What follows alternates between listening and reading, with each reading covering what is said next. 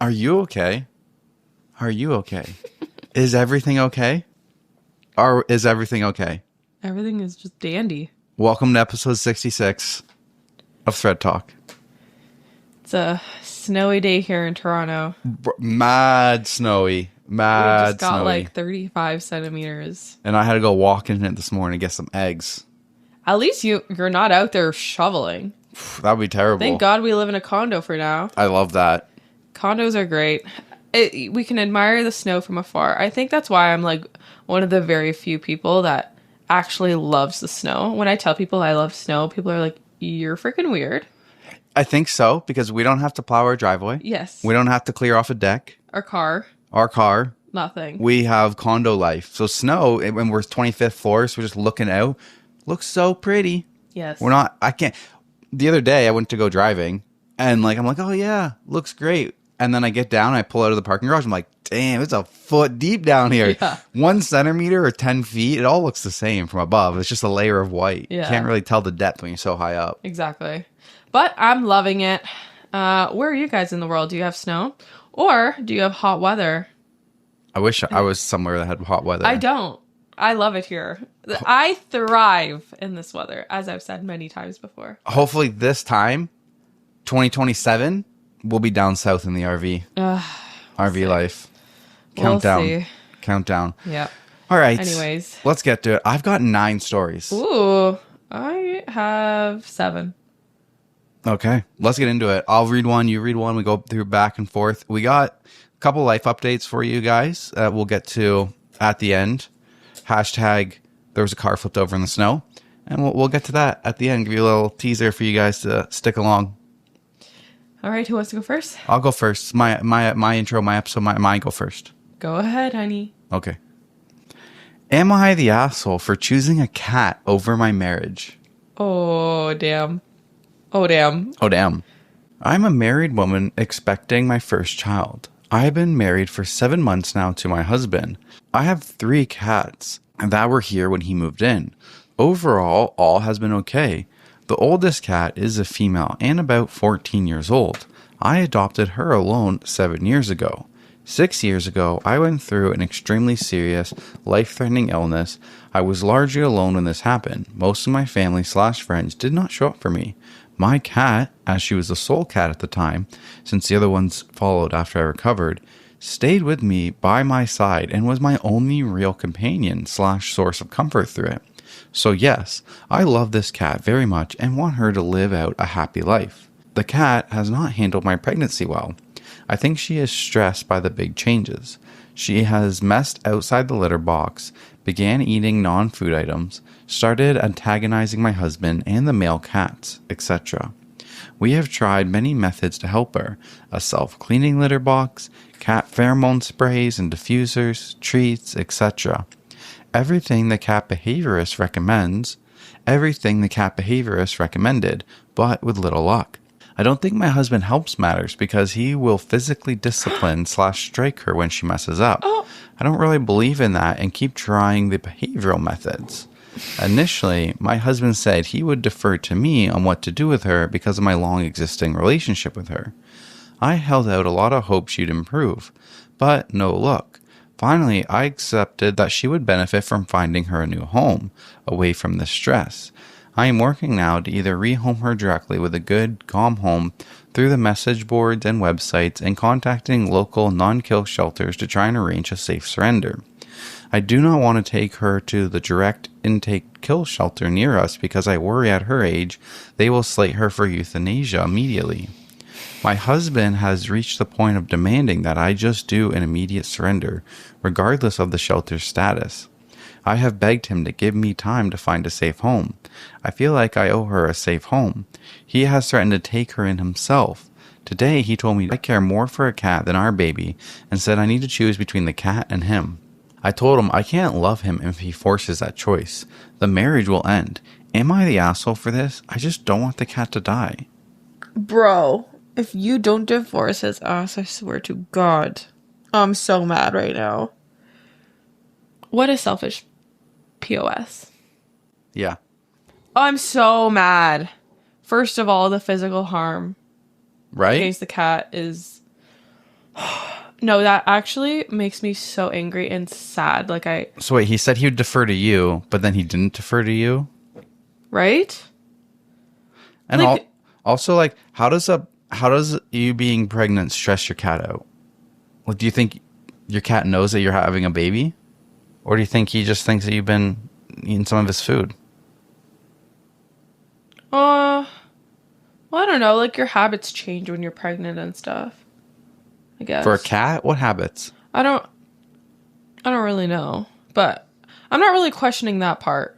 I feel like that could have been up to OP's like conclusion. Not really her husband saying, "Oh, the cat is stressed because you're pregnant." That's probably what OP concluded herself. But like, why would a pregnancy cause a cat to be stressed? I don't really know. It just doesn't like. Maybe there's like major changes in their. I don't know. It just doesn't make sense to me because I feel like a cat just does its own thing. Well, like, I don't know. Our cats get stressed with change too. Like, would we change the house? Yeah. Right. I don't know. Not a person just growing larger. But it's not just that. I think Right. So, like, what else is it though? I've never been pregnant. I don't know. Ask Madison.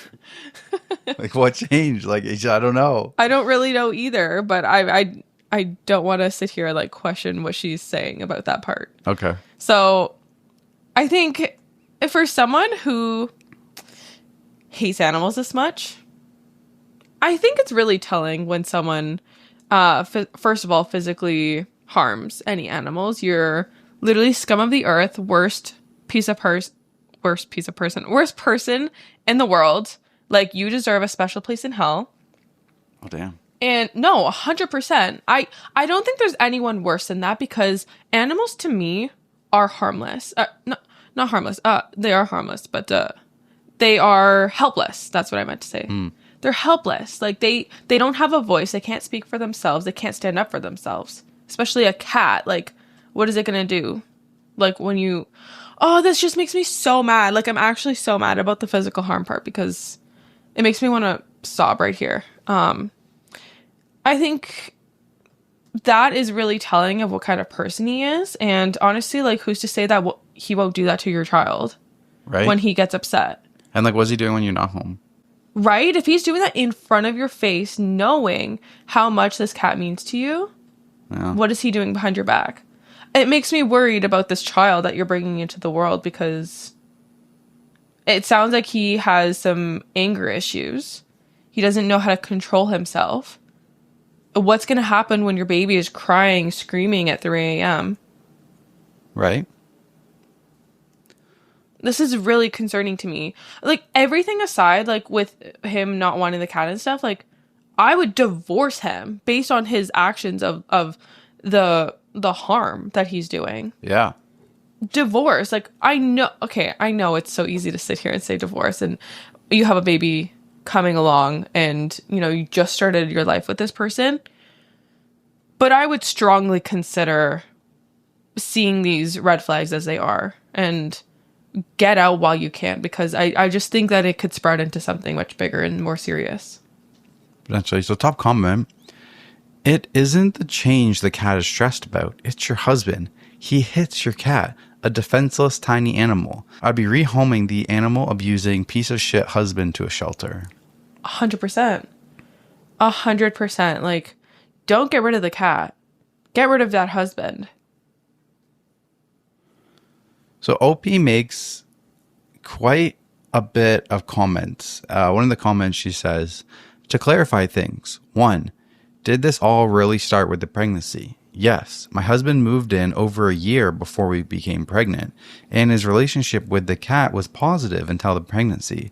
She used to sleep in bed with us, but one of the first big changes was that he said he wanted her to learn the bed was for humans now, since we will be using a co-sleeper, and he was worried about the cat being able to access it. I think that kind of set her off. We got her a cat bed near our own, but she will not use it. She actually peed in it. 2. Does he act poorly towards the 2 male cats? No, not at all. The 2 young males seem to adore him.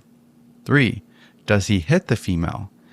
He swats her butt when she gets aggressive towards the males. 4. Has she been to a vet? Not yet, due to the cost. We found a lower cost vet near us that we are planning to go see if maybe pharmaceutical intervention could work while I search for a new home for her. Also, I'm no vet, obviously, or I have nothing to do with animals other than my qualifications are that I have 2 cats. But from what I've qualifications are that you have 2 cats.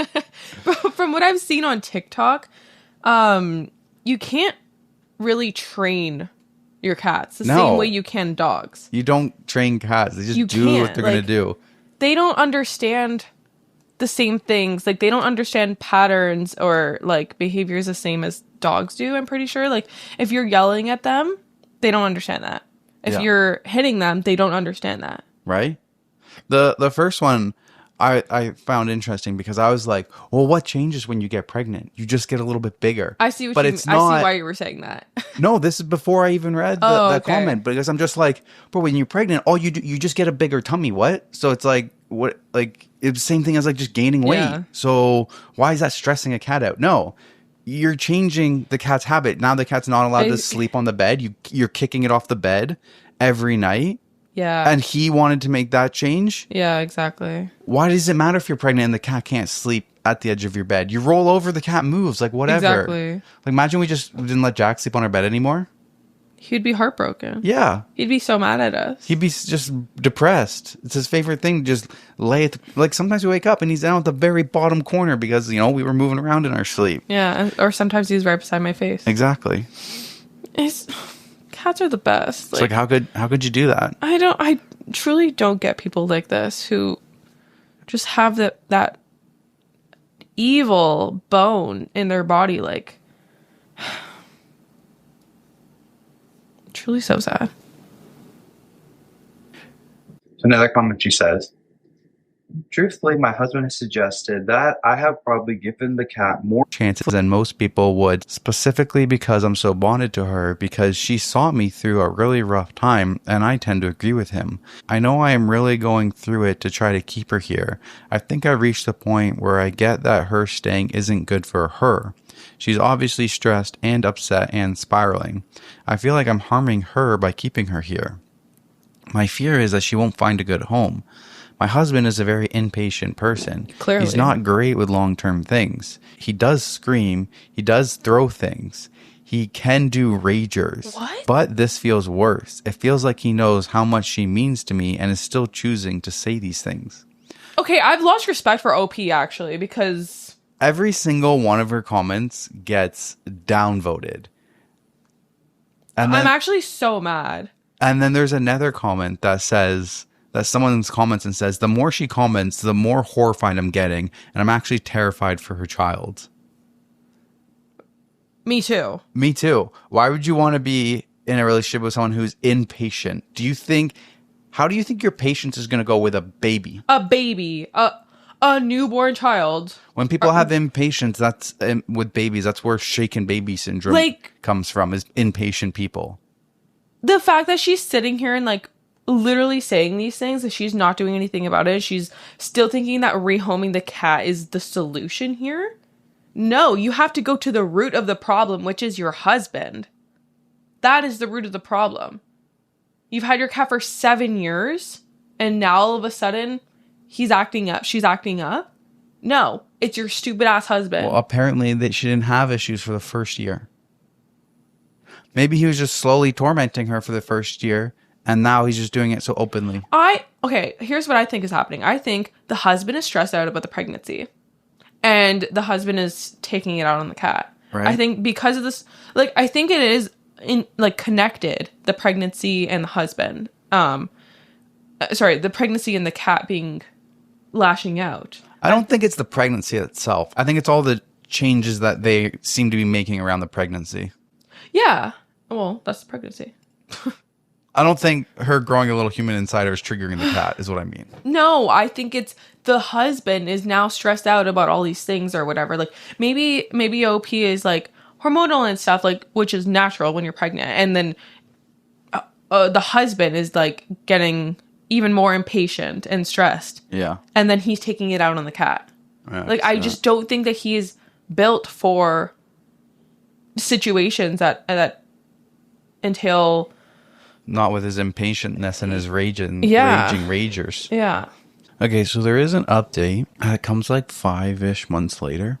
Since some of you asked for the update, here it is.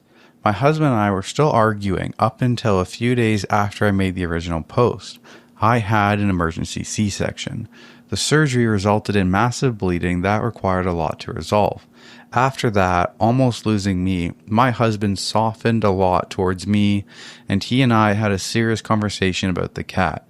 After we came home, we did take her to the vet, who confirmed she was overall healthy for her age, and that her issues appeared to be behavioral.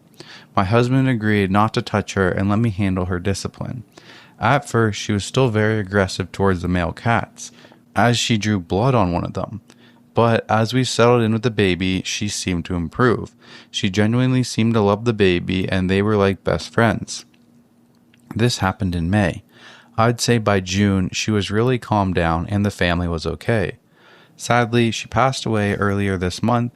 Her vet confirmed that her heart was not going great anymore. She was 14 years old at this point, and the heart issue impacted her kidneys, which was not able to function. Given her state, we chose to help her pass peacefully, so we now have the 2 male cats who are doing very well. The older male cat is my husband's little buddy, and the younger is doing wonderfully too, so I doubt there'll be any more cat conflicts. I hate everything about this situation, honestly. Bro, she had so much stress from fighting with her husband over her cat that she had went into early labor. Like, you're supposed to avoid having stress. I hate this husband. Probably one of the worst, honestly. So many things are not okay.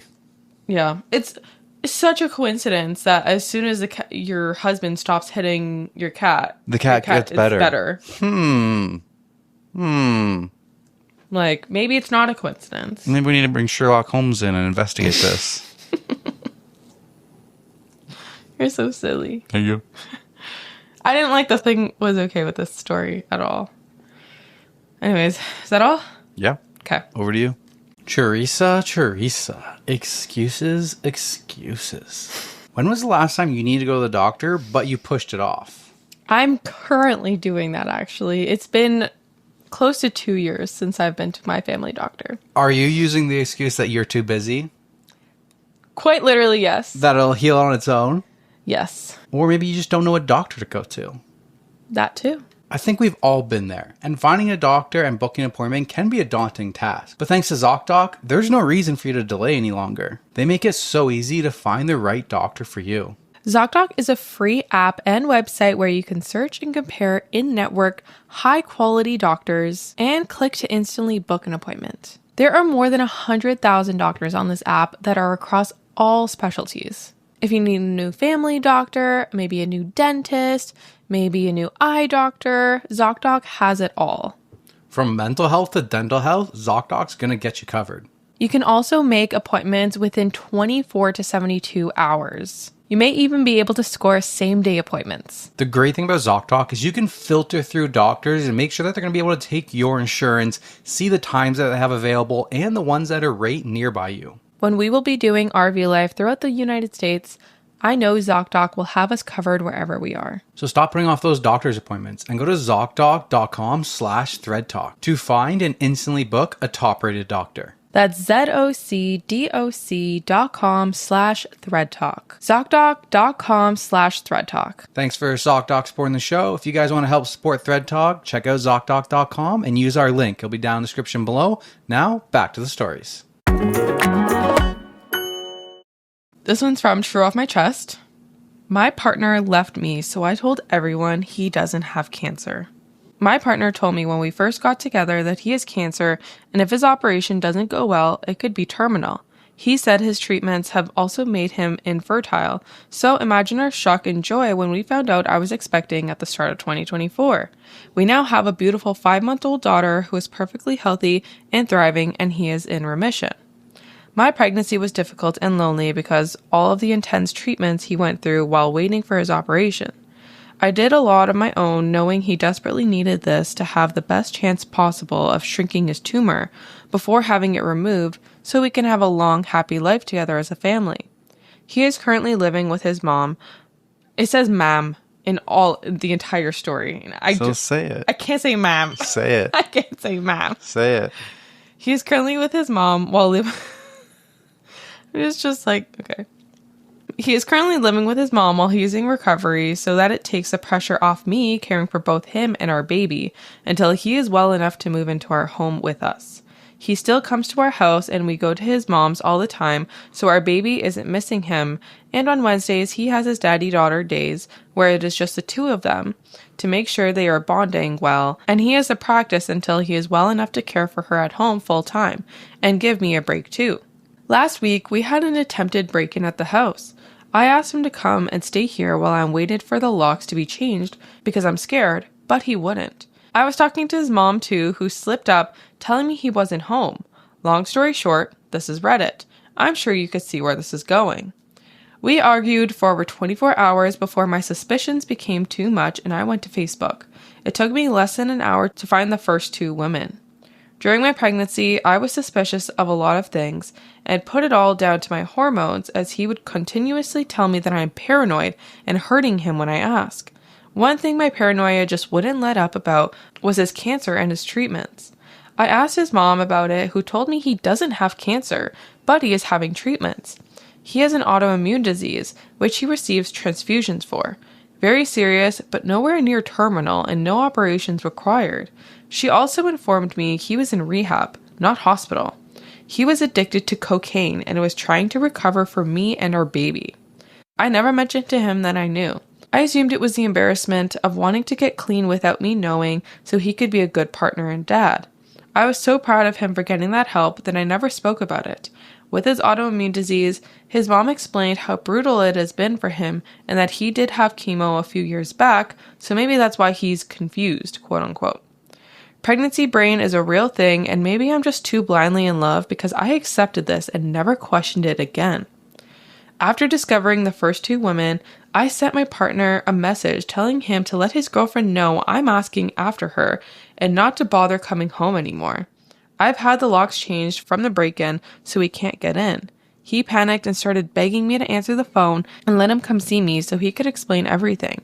I started to see everything through clear eyes for the first time and realized how long he had been gaslighting me for and told him no. Realizing he couldn't get through to me and now aware I was trying to contact his girlfriend, he panicked and went to her instead. During that time, I found a photo she had shared of the two of them and shared it to my profile with the caption, "Can someone please ask this woman to contact me?" She instantly blocked me, but her sister got in touch with me instead. Apparently, the family has never trusted him and knew something was wrong. This affair is serious enough to have met the family. She says he told her not to speak to me as I'm a deranged stalker he slept with once years ago and has been hunting him down, trying to convince people my baby is his. I sent her a photo of the birth certificate and us in the hospital together to show her sister before he can lie to her anymore. During this, I am also messaging another woman who is furious at what he has done and is helping me with all the information she is aware of. She tells me he broke her heart by cheating on her without even knowing he was cheating on me too. So far, I have the current timeline. Chemo in March, a 19-year-old. Rehab in April to July, a woman of an appropriate age this time, but also cheating on her. August, now, his 20-year-old girlfriend. I then find out his emergency cancer medication that he had to leave for in the middle of labor was actually the fact my 2 failed epidurals, screaming in agony and begging the doctors to help because I thought I was dying while the emergency team rushed in to place extra monitors on our baby in distress, was actually just a huge turn on for him, so he needed to go sleep with a 20-year-old before making it back just in time to kiss me before I went into emergency surgery. This was Sunday. It is now Saturday the following week. I made a post on Facebook calling out my partner for his actions with photographs, medical notes, and evidence, and asking people to leave me alone on Tuesday after 24 hours of no sleep, multiple calls to the crisis team, and a barrage of harassment from his friends and family who want to sue me for character defamation. If this was a regular affair, I'd lick my wounds and move on, but I have now learned I have been leaving my daughter alone with a drug addict who is claiming he doesn't know me or his daughter to others, but demanding custody rights to me. Tens of women have now come forward who have also dated him during our relationship with no idea of me or each other. This is obviously really upsetting, but what upsets me the most is that I begin to notice a very worrying pattern. He has told every single one of these women that he has cancer and can't get them pregnant. I said my labor and delivery was difficult. I was induced due to an infection I had. My GP had told me that I had an STI, and although I understood and took the treatment and was induced, my madly in love pregnancy brain never accepted it as an STI until I went back this week and checked my hospital discharge notes, and it was there in big bold letters. Sensitive. Partner STI. He has been telling women that he has cancer and can't get them pregnant, so they don't need protection, which led to an STI, which almost killed me and his daughter in labor, and he wasn't even there to be with us because he was sleeping with a young girl who also believes he has cancer. I decided to let everyone know that he in fact does not have cancer by using a screenshot of his mom's messages. I let all the women he has slept with know to make sure to take a pregnancy and an STI test. All of his friends, who he has been guilting for years over his condition, and also social services and the police for sexual endangerment. Me and my daughter now have safeguarding in place for us from a local organization for women leaving abusive relationships, so I feel very safe to reveal the truth about him and make sure all of his partners are safe and informed, seeing as he couldn't uphold his legal obligation of declaring an STI. I guess his postpartum girlfriend will do it for him. I have also had contact from many of his old friends, band members, and ex-partners who have all gave me testimonies to use for the police as backup for if his mother does in fact try to sue me. This man has been lying and manipulating women for over 9 years. So far, everyone is now aware of his lies, and I am waiting for my in-person meeting with the police. I can't imagine any updates from here, as it will only be a legal battle that probably can't be shared, but if anything else of interest comes, I will make sure to write about it. Oh, also, my partner is a primary school teacher. What the fuck? What the fuck? Everything is not okay. This is wild. Wild. Whoa, OP comments so much details in the comments. Oh, there's an update. I didn't see this update in the comments. Okay, what are your thoughts first? Dude's a lying psychopath. Do you think she was like the main partner? No. No, right? I don't think so either. Any of them were the main. Wait, were they married? No, girlfriend. Partner, okay. I don't think any of them were the main. Yeah. I don't think this dude was capable of having a main. I think everybody was just a little side piece. Yeah, for him. right? Yeah. It was just like a little, like there's no main, and everybody, he just told everybody he had cancer and he couldn't get pregnant. Can you imagine like the joy she must have felt? Like, oh my God, it's a miracle, we're pregnant. Yeah. And he's probably like, fuck me. But like, is he dumb? I know. Like, I know. If you want to have unprotected sex and not pull out, then they're all going to get pregnant. Right? What was his plan? He didn't have one. Just stick it in. Crazy. Okay. I'll read this update. Okay. Update. I've spoken to the police this morning. There's nothing they can do unless they find the drugs on his person in the school, so nothing is stopping him snorting a line before he starts work, as long as he takes nothing else with him. They've implied the loophole is that they catch him behind the wheel, and if someone reported him driving on drugs, they could catch him that way. They said that they can confirm that multiple reports and investigations have begun before even my report, so they are unable to share much information with me, even though his case involves me, but they told me it is imperative I apply to Claire's law and have helped me with the application.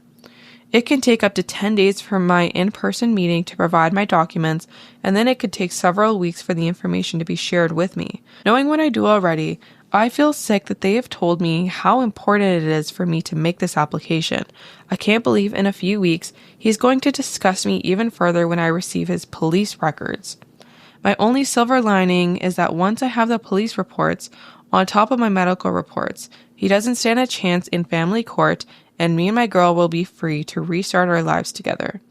Also, another little note, I've been looking for family court advice in a mom's support group and have been informed that luckily she's only 5 months old and any name changes can be made before 6 months with only one parent's consent, and the witnesses don't need to be his choice. So I will be removing his surname and his grand's name from the middle name for my baby to take my surname and not have any more ties to his family. I just wanted to put an apology in here as well, as a lot of people have commented on my poor writing. I am a new mom who is lacking sleep even before any of this came to light. Everything I've written has basically just been a big vent for me. I know I'm not a novelist, but I still apologize if it's been difficult to read. It's been fine. We've seen worse. It's been a little difficult. A little bit, but it's fine. It's been worse. You guys seem silky smooth, doesn't it? The magic of editing. So she said something right in there, that Claire's Law. So Claire's Law, people at risk of domestic violence have the right to get information about potentially harmful intimate partners. Is that an American thing, I guess? I think it's a UK thing. Oh, UK. Okay, the fact that she keeps typing ma'am. She wrote ma'am the whole post. Teresa didn't want to read it as couldn't ma'am. say, I can't say She just want to read it as mom. ma'am. You could have. Ma'am. Like MAM, she wrote it as. I can't pronounce that properly. Anyways, this is wild. I could not, like, this is a literal stranger to her. Like, you know how I always say, this is someone that she truly does not know. She's been with him for, I don't know how long. Years, I guess. I'm assuming. I think the moral of the story of this is ladies, even if your new partner tells you that they have cancer so that you can't get pregnant, you still need to use condoms, because most likely he's cheating on you and you're going to get an STI. Definitely. That's what we need to take away from this story. I would love to know what else is on his police record, though. Probably a lot more. Probably robbed the bank at one point. Maybe. So much stuff. Yeah. Okay. All right. Back to me? Yes. Am I the asshole for telling my wife it's weird that she and her mother share location 100% of the time on their phones? This just came up casually in conversation with my 37 female mother-in-law, 68 female, in reference to meeting her at the waterfront near our home. I was asking her to narrow it down a little when she said my wife, 40 female, could look for her location to make it easier. Assuming she was mistaken, I said she would have to share location for that to work, and she informed me that she and my wife have set up the location sharing for 100% of the time. I laughed and said that's so unhealthy. Got off the phone and asked my wife to confirm, and she said yes. I asked, does that mean the opposite is also true? Are you sharing your location with her 100% of the time? And she said yes. I was being snarky because I thought she would agree with me. I said something like, come on, you must think that's weird. Not even when you say it out loud? Anyway, she's furious with me. Says I'm being mean. She's crying and left the house furious with me. Am I the asshole here? I feel terrible about having blundered in and upset her. I will definitely apologize for the insensitivity as soon as we talk. But please, someone tell me, is the map thing normal and I'm the crazy one? Yes, you are the crazy one. What year do you live in? It's 2025. 20 freaking 25? 20 freaking 25, lady. You're not even... Sorry if I'm offending anyone, but you're not even that old. You're 37. You are a millennial. No, Gen X. 37? Gen X. 37. Gen X. I highly doubt that.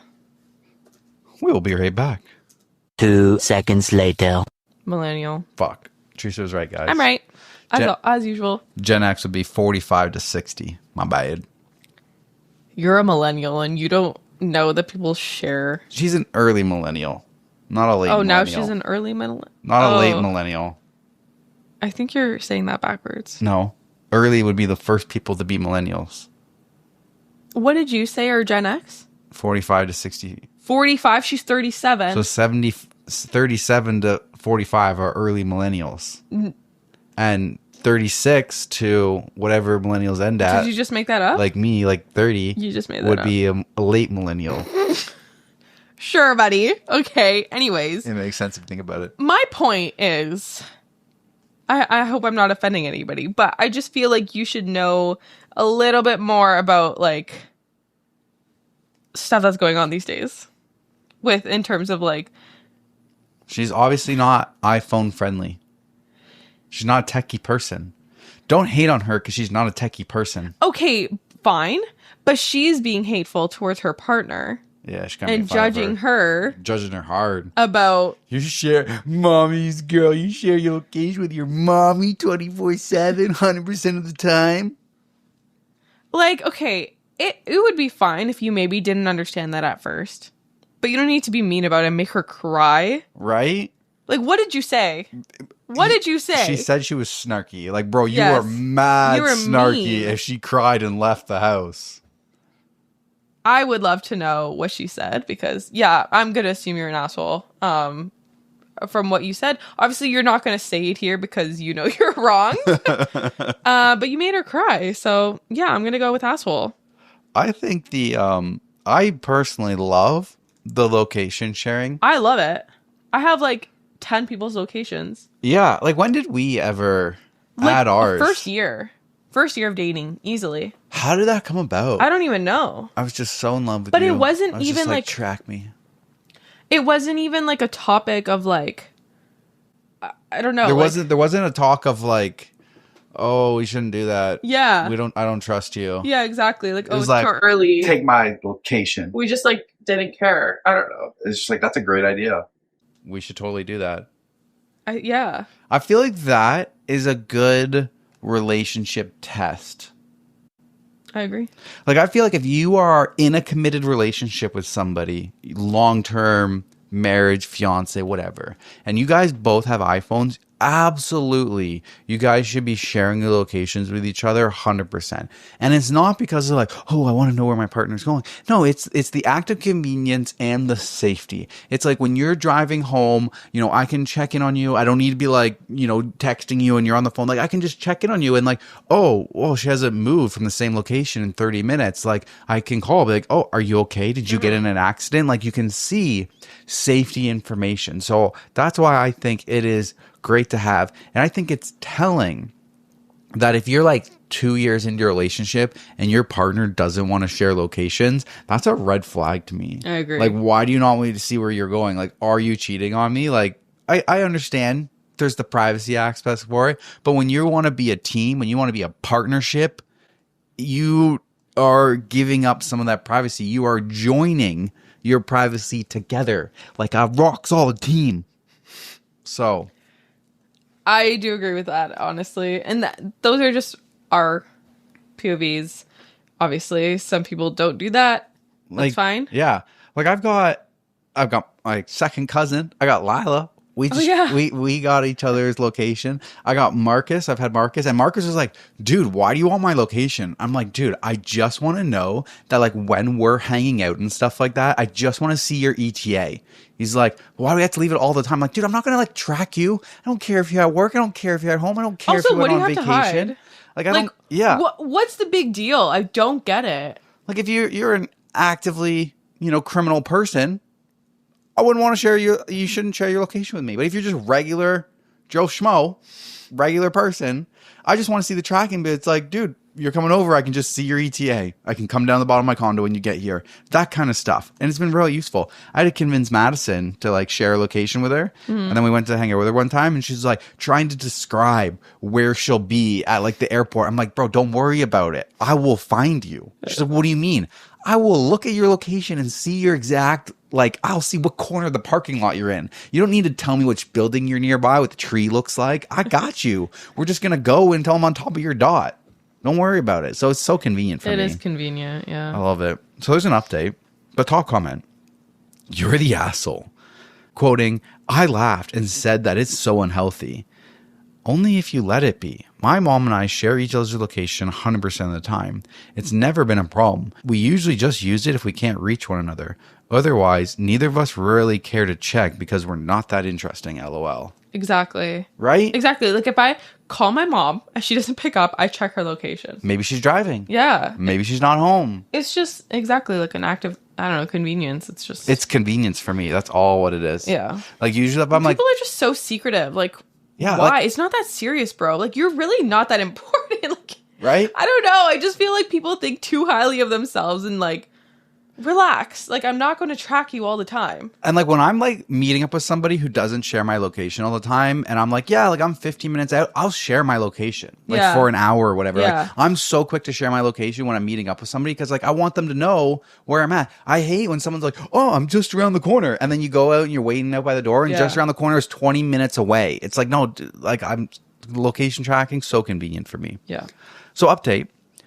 Wow, that was an absolute deluge of responses. Truly wasn't expecting it to have so much engagement. Posting to hopefully wrap things up here because I really need to stop reading this for a while. Just going to address a couple of things. Quick side note, she was voted the asshole. 1. Duh. Thanks so much to the people who came here sincerely to give me a different perspective on the location sharing thing.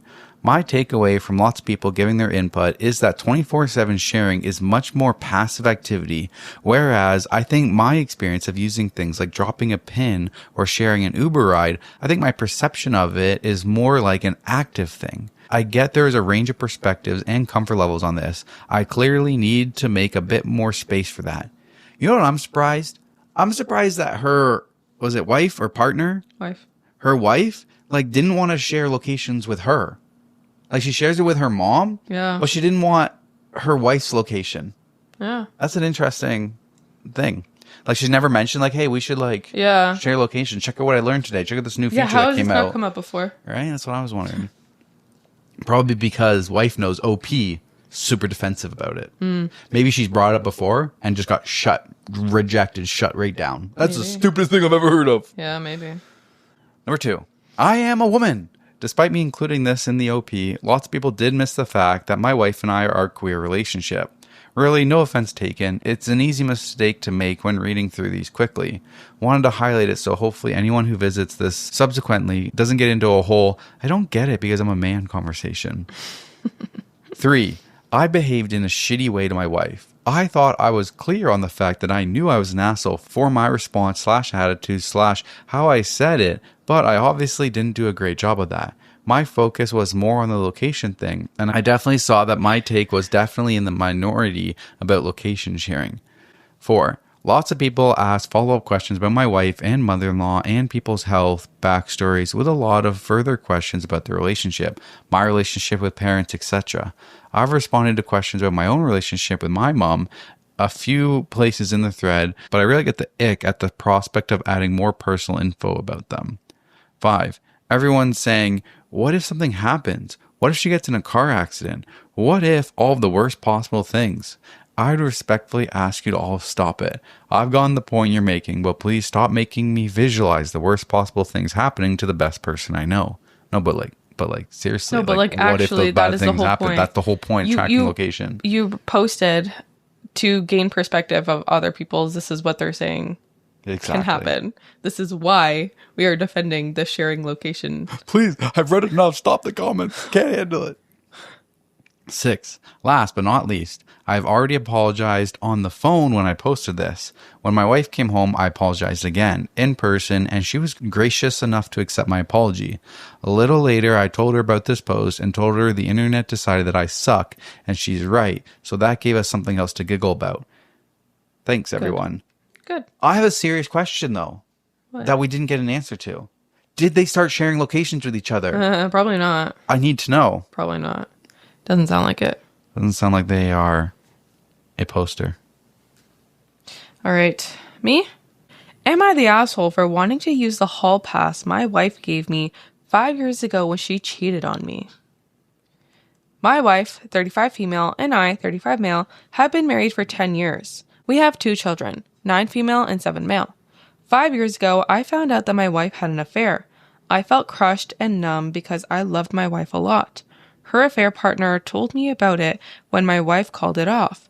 The affair lasted 1 month, and my wife had called it off because she felt really guilty about it. When I confronted my wife about it, she was very remorseful and didn't deny anything.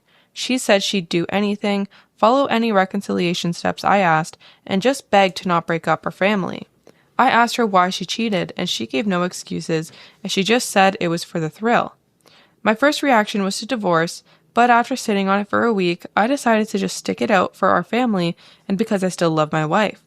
My wife was very thankful, and she even told me I had a hall pass I could use whenever I wanted.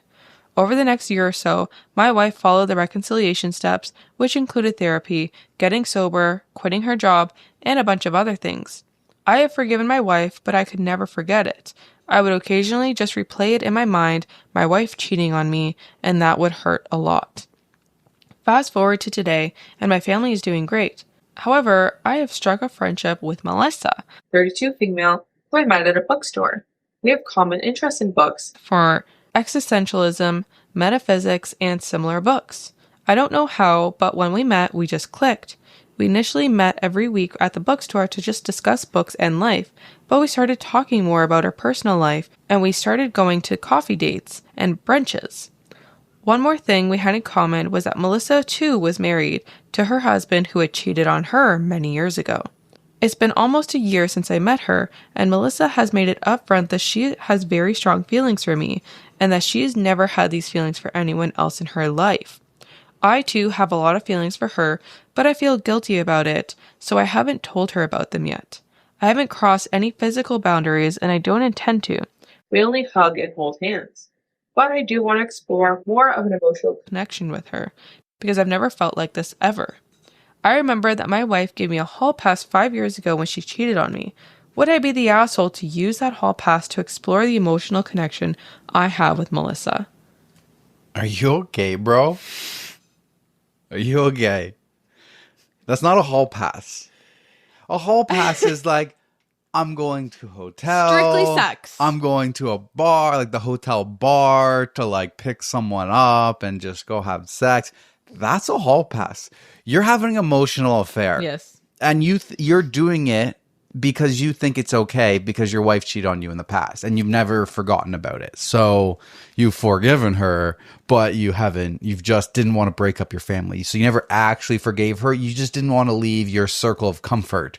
And now you're having an emotional affair. So yeah, dude, you're the fucking asshole. I think you would be too. Your wife this will not bode well with her. This will not be something that she will be okay with. Yeah, because it's not a hall pass. It's not a hall pass. Like, I think what she did was probably strictly sex. Like, she said it was for the thrill. Right. The sneaking around and everything. Not still a thrill. Gross. But, like, what you're doing, you've been having an emotional affair with this person for a year. A year. And now, like, I feel like you guys are, like, kind of trauma bonded because you both were cheated on. Right. And you both stayed in that marriage. And now you're trying to, like, vindicate your actions by saying that, like, this is what they did. And they... Right? I think it's slightly different. It is different. You chose to stay in your exactly comfortable circle of life because yes. you didn't want to break up your family. You chose that was to your stay. choice. And if you wanted the hall pass, you could have took that. But this is not the hall pass, dude. You've been having an emotional affair with this woman for a year. This is not a hall pass, dude. You're misunderstanding a hall pass concept. Top comment says, it'll end your marriage, but yeah, you should probably go tell your wife you want to use your hall pass because the marriage has obviously never recovered and you've obviously found someone who is a better match for you. Even better, just go tell your wife you want a divorce and that no matter how hard you tried, you can never truly get fully past the cheating. That it's best if you separate so you can both find a relationship that isn't broken. All of that would be the truth. Then you can go to Melissa and say, I've begun divorce proceedings with my wife. If you want to explore what we have together, I would want to do that, but only if you get a divorce with your husband. We can ensure that neither of us are cheaters, and we owe it to ourselves to make that the case. And even if you don't divorce, I'm still divorcing my wife, but I won't be waiting around. I've wasted too much time already. I hope you'll find the courage to take a leap of faith with me, understanding that there's no guarantee it will work out. I truly believe that we have a special connection, something I haven't ever felt with someone else in my life. It would be very sad to lose it. I think that is perfect. I couldn't have said it better advice. A great way to handle it, honestly. That's the way people should handle it. Mature adults should handle it. Like, cheating should not even be a thing. Like, as soon as you're lying to yourself, like, by saying, like, this isn't, I don't know, that you want to stay in your marriage and, you know, you want to make it work. Because why? You both have said it, that you've never felt this way about anyone else. So what is holding you back? Like, why go the cheating route? Why go, like, to have it both. Yeah, exactly. Just end it. Yeah, that was perfect. 10 out of 10 advice. Update. Thank you to everyone for the advice. I have decided not to use the hall pass as I don't really feel too great about it, and it wouldn't be fair to my wife. I want to clarify what I meant by using the hall pass. I had no intentions of proceeding with any sexual activity, but instead deepening my emotional connection with Melissa, and may have at worst included kissing. She tried to kiss me once, but I rejected it because I felt guilty about it. I texted Melissa and let her know, and while she was disappointed, she asked if we could still remain friends like we are now, and I told her sure, and she was very happy about it. I do like hanging out with Melissa a lot and talking about life. I also get that flutters and excited energy, and I like that a lot. So nothing has changed. You've learned nothing. Why post to Reddit? Like, you're just gonna ignore everybody's advice. This is crazy. This guy's a dumbass. The comment after that. So you have decided to have an affair. Right? I just meant kissing, not a sexual relationship. Like, that's part of it. That's part of kissing is sexual. Also, it's not even about he said, I didn't want to use the hall pass for sex. I wanted it to deepen my connection with her. What does that even mean? That's not. What is that? But like, what is that? That's a whole other relationship. That's an emotional affair. Like, what does that? that even mean? Deepen my relationship with her. Oh my God. Sorry. It says deepen my emotional connection, not relationship. Well, same thing. What the hell does that even mean? Wild. This guy's fucking crazy. It's Delulu. Delulu. All right. Back to me. Am I the asshole because I LMAO'd when my mom told me her Roomba fell in the pool? What? I'm on the phone with her as she's in her winter residence in Florida and telling me that she was cleaning her house and left the screen door open. And I'm like, where are you going with this? Because my mom kind of rambles a bit with stories that go nowhere. And then she says the Roomba was missing and she found it at the bottom of the pool.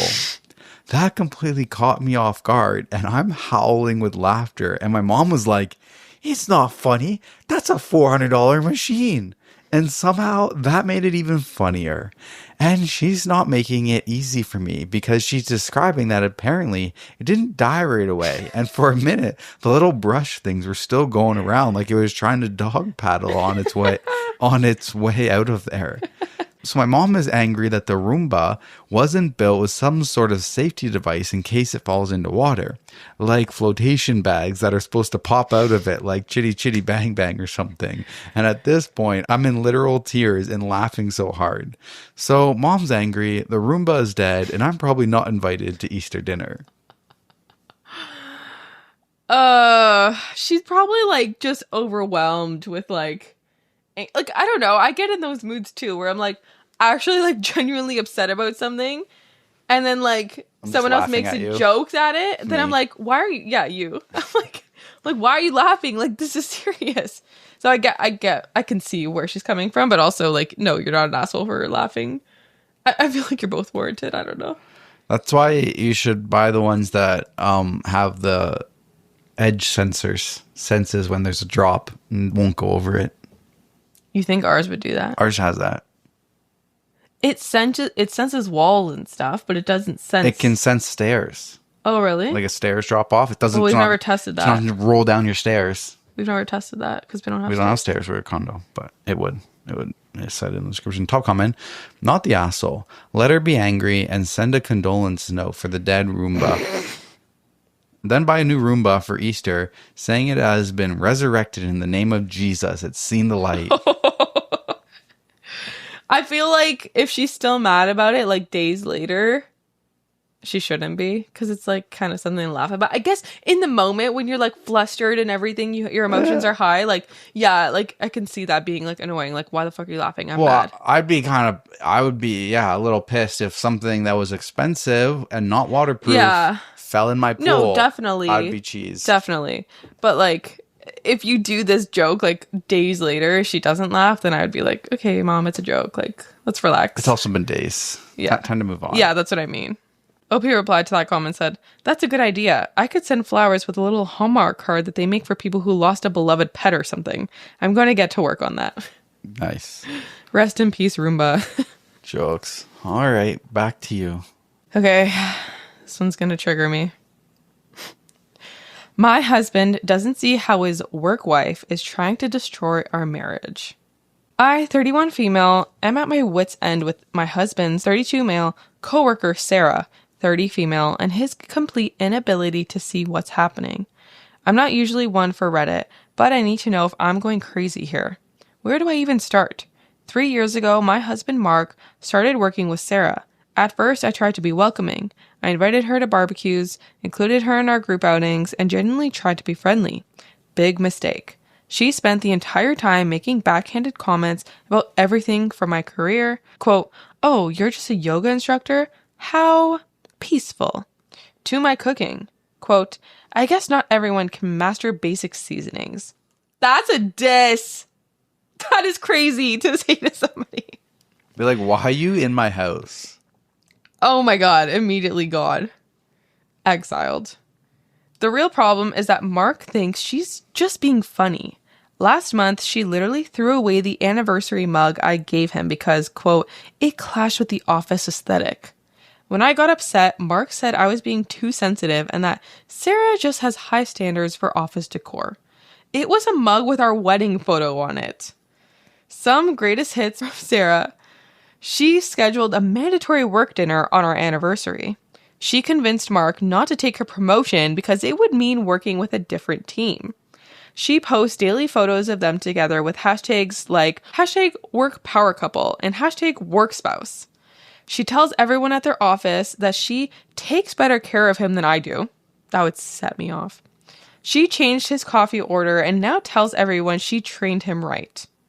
The worst part, my husband is completely blind to all of this. Yesterday, he actually told me about how Sarah said our new house, which we spent months searching for, was, quote, charming in a starter home kind of way. He repeated this while laughing. I tried to talk to him about it, but Sarah has convinced him I'm just insecure. She's managed to insert herself into every aspect of our lives. They text constantly, even on weekends. She knows his schedule better than I do. She rearranged his entire desk and office wardrobe because his style was too suburban husband. That's what he is. Last week, I suggested marriage counseling. He looked genuinely confused.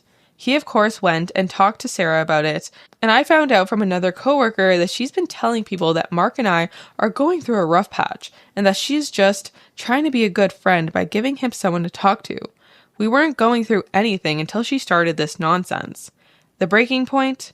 I stopped by his office to surprise him with lunch. I know, but it was his birthday, and Sarah was supposedly out sick. Guess who was there? Sarah. She'd miraculously recovered and bought him a cake that said, "To my work hubby," with a photo of them from the office holiday party. She saw me and said, "Oh, Amy, you came too. How nice. Mark, you didn't tell me your real wife was coming." I'm not crazy, right? This woman is trying to destroy my marriage while my husband stands there grinning like it's all some big joke. What do I do? Divorce seems extreme, but I'm running out of options here. Okay, but like, I know divorce is extreme, but like on a low-key, genuine level, how are you still attracted to your husband? Truly. How do you even want to have a relationship with your husband anymore? Like, no offense, but if you're working not from home and you're going into the office every day and all the shit that I hear out of your mouth is talking about how amazing your work hubby is, and I see all the things that your work hubby is doing to try to drive between us, and I point those out to you and you laugh and you chuckle about it, I'm losing my attraction to you in the relationship. Like, I don't want to be second place. I don't want to be treated like second place. So how is she still attracted to him? It's like she's like grasping at straws here. Like I feel like there's nothing left in this relationship because you're the only one standing up for it. Your husband doesn't care anymore, it seems. Like he's not taking your concerns, your emotions into play here. He's right. He just truly doesn't care. Like, if you've genuinely sat him down and, like, talked to him about your concerns, which it seems like you have, and he's ignoring those, and he's always quick to defend his, quote, work wife, that is a red flag. Like, yes, divorce is extreme, and we always throw out the D word on this podcast, but truly, like, I don't see another out for, like, unless he does a full 180, like, I think you honestly need to sit him down and be like, genuinely, like, give him an ultimatum. Like, it's her or me. I can't keep doing this. Yeah. I'm not really one for ultimatums most of the time, but I think if you wanted one last try at this relationship, like, just sit him down and say, like, I can't proceed like this. You need to make changes, or I can't stay in this relationship. I love a good ultimatum. Do you? What do you mean you don't like ultimatum? Wait. You literally watch a show. That's called the ultimatum. Yeah, but guess what? I do it. I watch that shitty reality TV because I don't have that in my life, because I would never do that. That's why people watch bullshit. AKA me. Yeah, that's why I watch all the drama. Trash reality TV shows. Because guess what? We don't have drama. No drama. No drama. I tried. How does the rest of the song go? I have no idea. Okay. There's a quick edit to add. Great top comment. Okay. Top comment. Sarah would not be able to sabotage your marriage if your husband wasn't allowing it. Right. Point blank, period. Your husband is allowing it, so how are you attracted to your husband still? That's my stance. Yes. There is a quick edit to add that says, I should have stated that the promotion wasn't one that would increase his salary, but his title. It would give him more leadership experience. It still blows my mind that he turned it down just so he could stay on the same team as her. Like that? Like, we're fucking done. Like, if you're like, yo, I'm not going to get this promotion at work. I really want to keep working with... I'd be like, it's like, ding dong.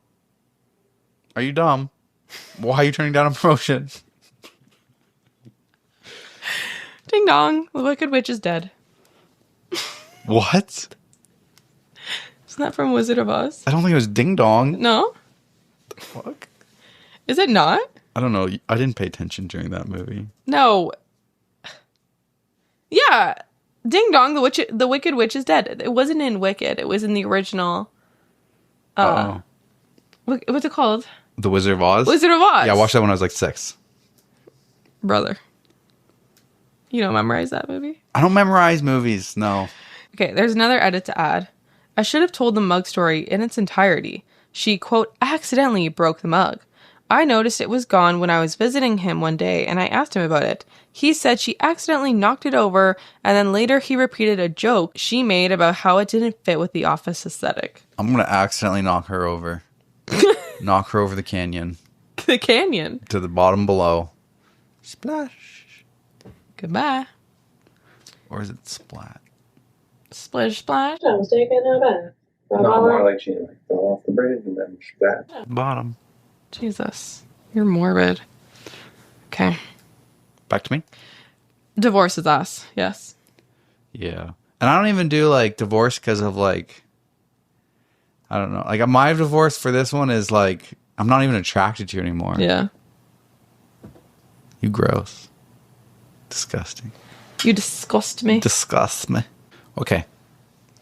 Am I the asshole for grounding my daughter for ruining our vacation? My husband, daughter, 15, stepkids, 13, 16, and I came back from a 2-week vacation. I would love to know the ages of husband and OP, but we don't get that, guys. Wait, do we need to know the kids' age? I'm not skipping anything. It was not provided. Don't yell at me. Don't rage. My daughter is very smart and very good at a lot of things. She is also very competitive. My husband is also very competitive. My daughter started off this vacation by telling my husband there was Sudoku on the plane and explaining how to play. He didn't know that she'd been playing Sudoku for months. She made a bet with him that if she finishes the hardest level first, he'd buy her Wi-Fi for the flight, and if he finished first, she'd share a bed with his younger daughter on the trip. His younger daughter was complaining about sharing with his oldest because she kicks and sleeps in the middle of the bed. She beat him and pestered him until he bought the Wi-Fi. When we got there, she'd challenge him to races on land and in the pool. She's won medal at track state meets and has been swimming since she was 2. Every day, she'd challenge him to something, win, and he'd have to buy her something from the resort or the local shops. My husband was getting sick of losing, and my stepdaughters were upset that their dad was buying her stuff and not them. So I told my daughter she either couldn't compete with her stepdad or she had to let him win. She decided to tell her stepdad that she wasn't allowed to compete with him anymore because he couldn't handle losing. This made them start to argue, so I told her that if she didn't keep it up, she'd be grounded to the resort for the rest of the trip. A little over a week at this point. She decided to test me, so I stuck to my word, and she was left at the resort while the rest of us went out every day. The vacation was much more enjoyable without her turning everything into a competition. But she told her dad when she got back that we grounded her, and he's mad at me now for leaving her there and excluding her from the vacation because my husband couldn't act like an adult.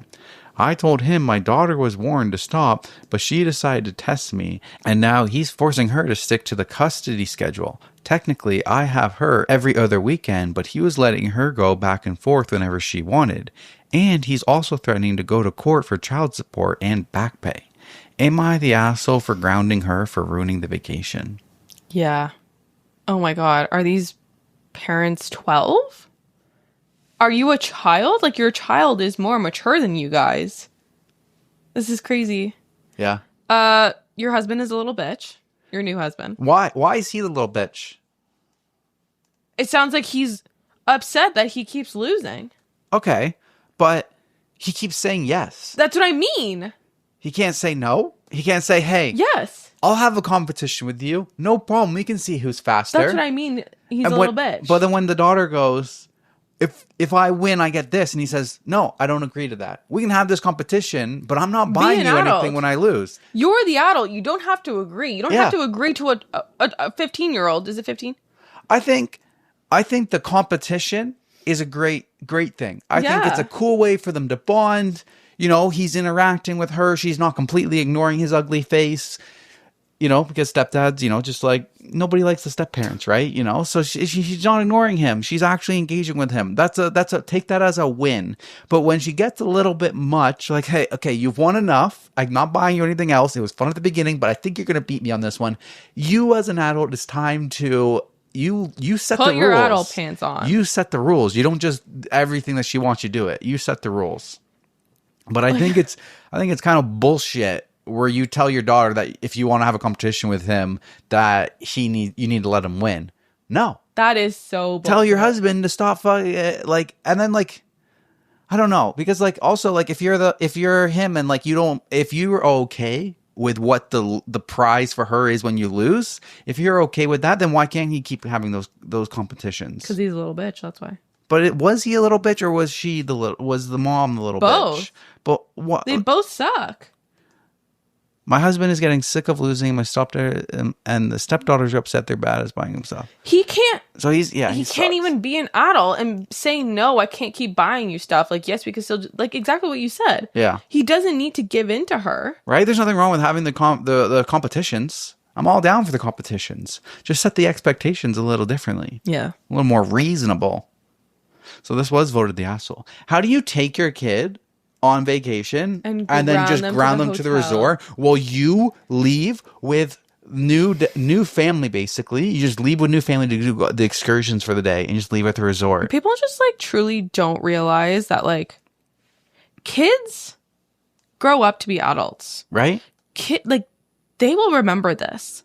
It will create resentment towards you. This is why like people grow up and they realize like, the way my mom treated me when I was a kid, maybe I don't really like that. And now I've inherited all these toxic traits and I'm trying to unlearn them through therapy and stuff. Like, this is not... You can't just, like, do these things without having consequences. Like, your actions have consequences. Your daughter will grow up to resent you now. And now she's complaining that her ex-husband wants to stick to the custody battle or the custody arrangement. Fuck around and find out. Exactly. If you were getting the lax situation with your custody and stuff, and then you do something like this to be aggressive, don't think he's not going to clap back and be like, okay, well, she was coming over whenever she wanted. Now she's only going to come over on her scheduled days. So you're going to you're going to be rude. You're going to be mean. You're going to get less. Like, I don't know, like your gray area is now going to go black and white. You don't get to live in the gray area anymore. Yeah. And then he wants to go back to court for child support and back pay. So you weren't even paying your fair share. I would as a parent do this. in the beginning. What did you think was going to happen when you're extremely rude and you left your daughter on the resort and you just went off with your new family on all the excursions? Like, rude. Top comment, quote, I told him my daughter was warned to stop, but she decided to test me, and now he's forcing her to stick to the custody schedule. You're the asshole. And unfortunately, so's your husband because he can't stop accepting competitive bets from his 15-year-old stepdaughter, then being upset when he constantly loses to her. You should have told him to simply tell her no thanks whenever she offered to race him or otherwise compete against him in any way. He should have then decided that would be the wisest and most mature way to handle the situation. Nothing wrong with asking your daughter to stop trying to get your husband to compete against her during the vacation, or at least asking that she stops asking for rewards if she wins, but she is the child in this situation. It should have been up to the two adults, you and your husband, to figure out a way to put a stop to the competitions. See above. Hubby could simply decline to compete. Problem solved. No one is told to let him win, which is utter and complete bullshit, and I'm sure you know that. Now your poor parenting choices may be coming home to roost in an unexpected and unwanted way. You might have to pay child support and back pay. Were you ordered to pay child support but haven't been doing so, or not paying the full amount ordered? If so, that doesn't reflect well on you either. I suggest that you and your immature husband might benefit from several parenting classes. I hope you really think about how you handle this situation and how you can and should do better in the future. Oh, I love this comment. Calling them out. I hope we actually read this because there's a lot of good advice in here. I think it's also super toxic for her to say let him win. That's just teaching your kids like really healthy behavior. Like, yeah. Let him win. Like they're gonna grow up to be compliant with other people. And Stand strong. You're not teaching your daughter to be a strong woman. You're teaching her to give in to other people and put other people's feelings first before your own. Right. That's what you're teaching her. Yeah. Which is just so... I don't know another word besides toxic. It's just like... There's so many... I do agree they need parenting classes. Agreed. 100%. Like one of the comments replied to that and said, in addition to taking bets from a teenager, he was taking stupid bets. She's the one who explains Sudoku to him, but, quote, didn't tell him she's been doing it. Like, hey, do you know what Sudoku is? No, I have no idea. Oh, let's have a competition about who can do Sudoku better. Oh, I'll take that bet and I think I'm going to win. Yeah. If I was the step parent, I would have taken that bet. And when she won, I would have expected it and I would have paid for her Wi-Fi and I would have treated it as like a bonding moment. But he just doesn't know when to frickin' like, okay, that was the competition. We bonded. We don't need to keep on frickin' doing that. Yeah. And then he said, how do you not know that your stepdaughter does competitive track? That's a great point. Like, bro, you know they're fast as shit and kids don't run out of energy like you 30-year-old ass does. Just like he's cocky and he just thinks like he can beat her in anything.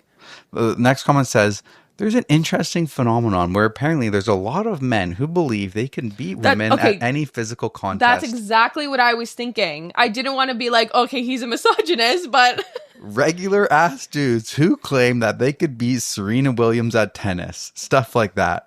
I agree. It would be strange for him to not know that the stepdaughter competes, but maybe he just thought he could beat her regardless because man strong, girl weak.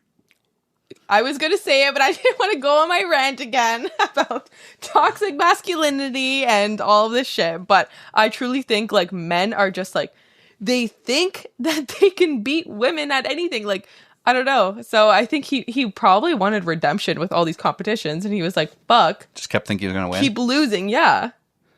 Dumbass. And his ego probably got hurt every time. Yeah. So, Crazy. you know, like, it's like you had such a good opportunity that your stepdaughter was engaging with you and like wanted to be competitive because I'm such a competitive person. So I could respect that. You just went about it the wrong way. You had this beautiful gift that you squandered. Squandered? Yep. What does that even mean? Wasted? I can see that. Okay. Back to you. All right. Am I the asshole for telling my brother's fiance the real reason he won't let her invite her family to their wedding? My 29 male brother, 32 male, is engaged to his fiance, 30 female, and their wedding is in a few months. Everything was going fine until she mentioned wanting to invite her side of the family. My brother immediately shut it down, saying it would ruin the wedding. She was devastated. For context, her family is lower income, and she's the only one in her family who went to college and built a successful career. Our family is pretty well off, and my brother has always been obsessed with keeping up appearances. I thought he was just being shallow, but then I found out the real reason.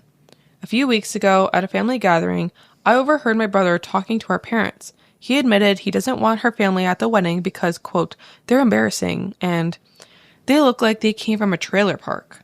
He even joked that her dad looks like he crawled out of a Walmart clearance bin. I was disgusted. His fiancée later asked me if I knew why he was so against inviting her family.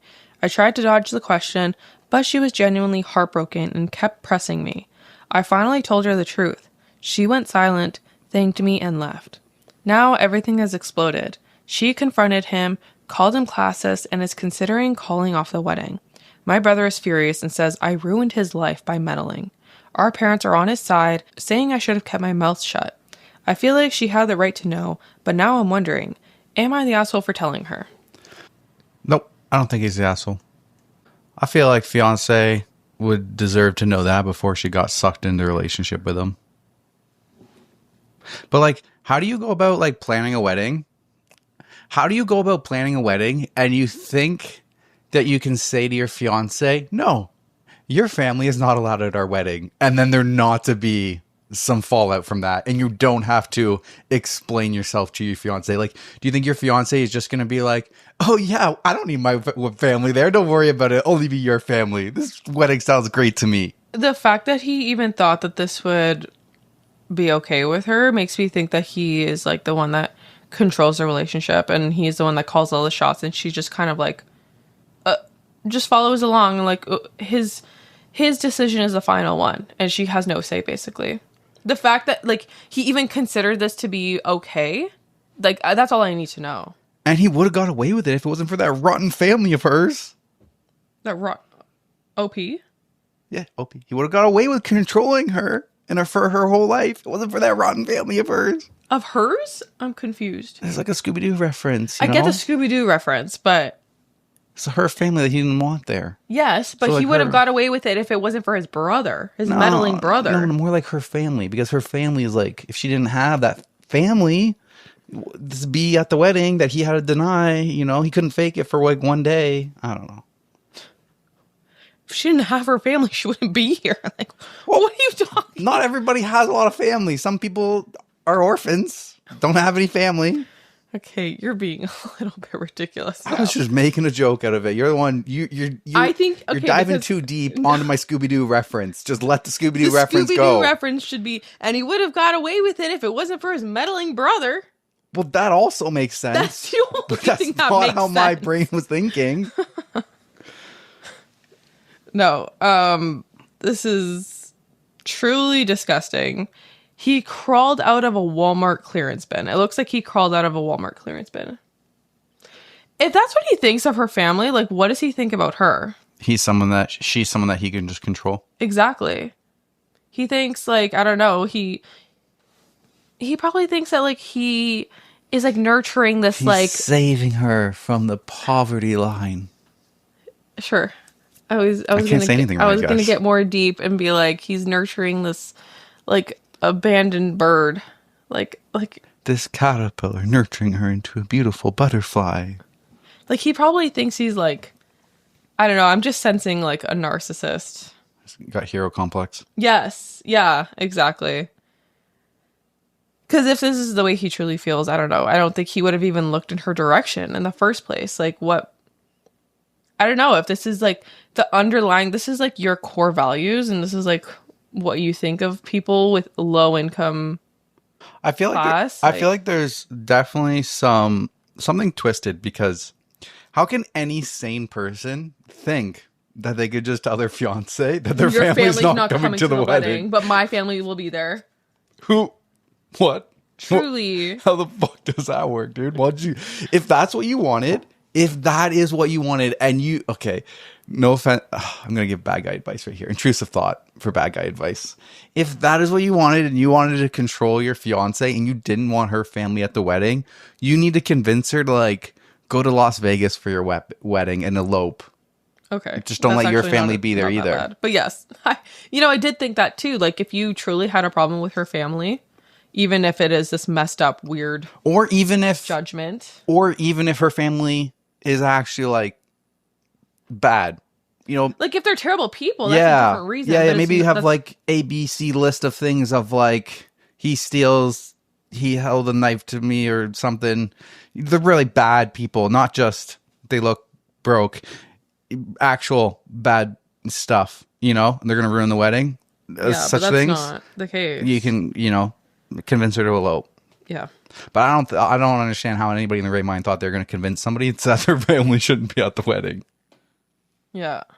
Top comment says, no assholes here. You did the right thing. She deserved to know before marrying someone who looks down on her family.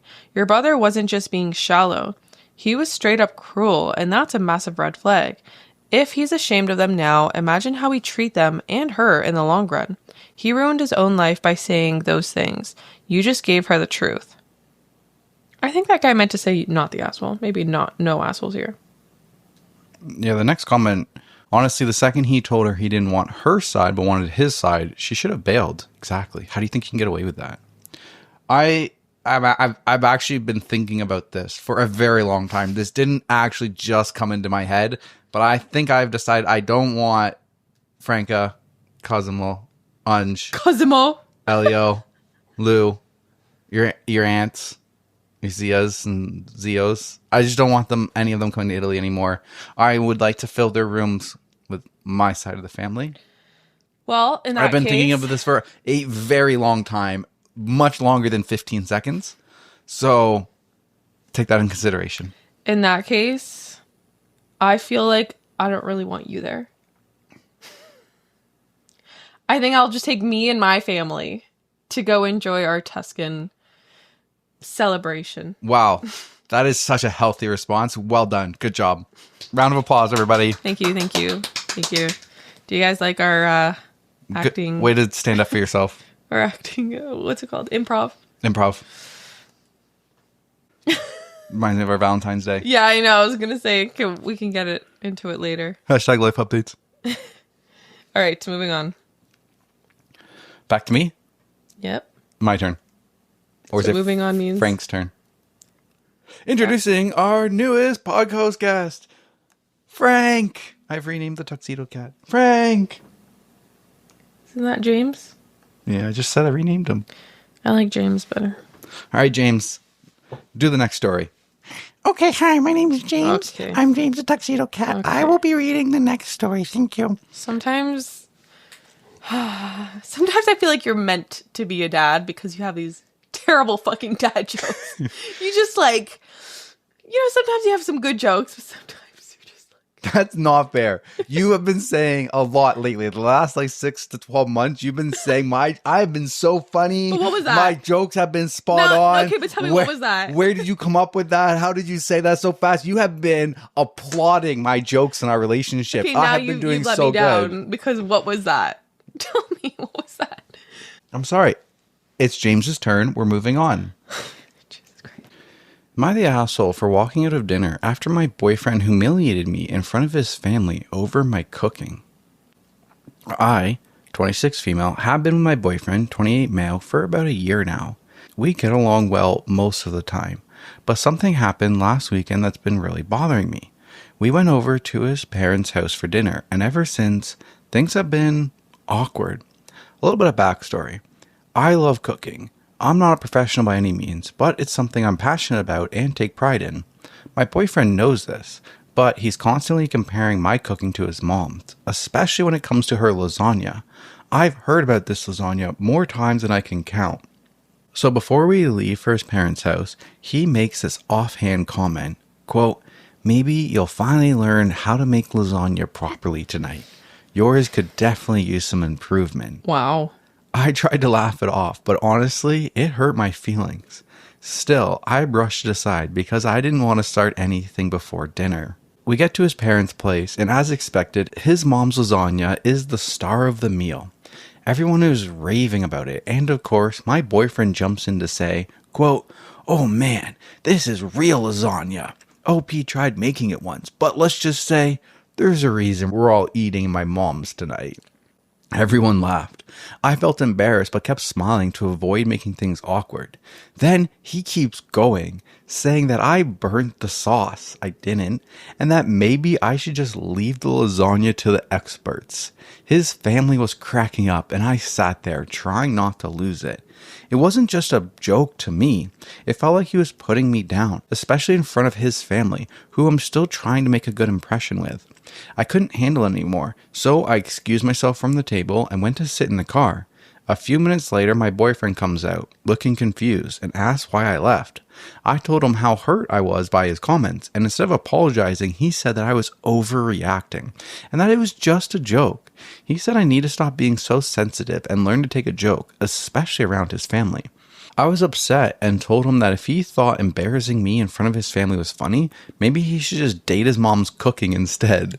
Now that didn't go over well. He got angry and accused me of ruining the night. Since then, we've barely spoken, and he's wanting me to apologize, but I feel like he should be the one apologizing. So now I'm wondering, did I take it too far? Was I being overly sensitive, or was I right to walk out after being embarrassed like that? Am I the asshole? No. I feel like he should maybe start cooking the lasagna. Maybe he should try to do it. If his family are such experts and he doesn't want his girlfriend to make it, you should start doing it. Yeah, that's an option. The fact that his entire family was laughing too, and like, I could just imagine them like all up. I don't know, for some reason I'm picturing like the All Too Well music video where like No, don't picture that. everybody's laughing and then Sadie Sink is just like they're embarrassed. No. You need to picture us at your family dinner table. That's how I picture us sitting at your family dinner table. And then Elio cracks this joke. Sorry, Elio, but you're just the odd one out in this situation. Elio cracks a joke? Yeah, because it's not like we're going to About crack the Anj? joke. Yeah, exactly, right? It's like we're at the family dinner. We got to put ourselves at the family dinner. Like them. Why would Elio crack the joke with my family? He's just the only one in the situation who can. No, it's not the same thing at all. No? That's not his family. Well, wouldn't... It would be like Anj cracking the joke on Elio. All right, so it's Anj cracking the joke on Elio. You think just because he's a man and she's a woman? Well, because the situation... But a guy, that's why. Okay, but that's his family. Yeah, I missed that part. Okay. When I just envision us at family dinner. Okay, that's the only family dinner that I have. I don't have a weekly family dinner at my place. Neither do I. My family, not weekly, but we go to your family dinner all the time. Once a month, maybe. Sometimes twice a month. Okay. That's way more consistent than my every Christmas and Thanksgiving with my family. Okay. All right. Top comment. Stop cooking for this asshole, not the asshole. Someone else commented and said, I do most of the cooking in my home, not because my wife can't or is bad at it, but because I work from home and it's easier for me to do so in order for us to eat at a reasonable time than for her to have to deal with her later hours and us eating at 8:30 to 9 p.m. If something I've made didn't work for her, she'd let me know. But she has never negatively compared my cooking to her mother or put me down in front of her family if a dish I made didn't work out. Not the asshole, OP. This is only the tip of the iceberg. A definitive case of when people show you who they are and what they are, believe them. Run, do not walk to the nearest exit. Yeah, I would agree. I would say this dude is lining up to be the stereotypical piece of shit man that believes in man and woman situation shit. Gender roles, yep. And has had that passed along to him from his family. I agree. That's why my first comment was saying, you do it. You do it. Like, you make it yourself. And then let me make fun of your cooking. Exactly. Like, let's see how good you'll do it. Yeah. Like, yeah. No. But I mean, first advice would be just get the fuck out of that relationship. Yeah. Second advice, if you're not really in a relationship, do the same shit to him all the fucking time. What is it that the guy's supposed to do? Like change a light bulb or fix something or kill a spider or something in these situations? Every time he has to do something that's manly rule, if you're the one doing the cooking and shit, tell him that my dad does that better and just fucking lay on him. My dad would have had that changed. My dad would have had that fixed. My dad would have done this. My dad would have done that. Period. Throw it back in his face. I like it. There's an update that comes one day later. First of all, I want to thank everyone for your comments and support. I was not expecting such a huge response, and I was really overwhelmed by how many of you took the time to share your thoughts. I have been reading through everything, and I appreciate all the advice. So here's the update. After the dinner, things were awkward between my boyfriend and me for days. We barely talked, but I knew I could just not let it go. I sat him down and told him how much his comment about my cooking, especially comparing it to his mom's, hurt me. I love cooking and I put a lot of effort into it. So hearing him constantly bring up his mom's lasagna felt like he was saying mine was not good enough. He seemed genuinely surprised and said he didn't realize how much it bothered me. He thought he was just teasing and that I knew he was not serious. I explained that while I can take jokes, this felt different because it happened in front of his family and made me feel really small. He apologized right away and said he would stop making those comparisons. I could tell he was truly sorry, which made me feel better. As for his family, I did apologize for walking out, and they were actually really understanding. His mom even mentioned that she would love to try my lasagna sometime with no comparisons, which was really kind of her. Things have been better since then. My boyfriend has been more thoughtful about how he talks about my cooking, and I feel like we both learned something from this. It's not perfect, but I feel hopeful about where things are going. Thank you all again for the support and the advice. It gave me the confidence to speak up, so I'm grateful for that. For all the comments that just talk shit, I'm surprised that was the way that she went with it. What do you mean? That she like approached it again and was like she was so forgiving. Like every single comment was like, yo, he's showing you his true colors. But like if you think about it, like it seem like, I don't know.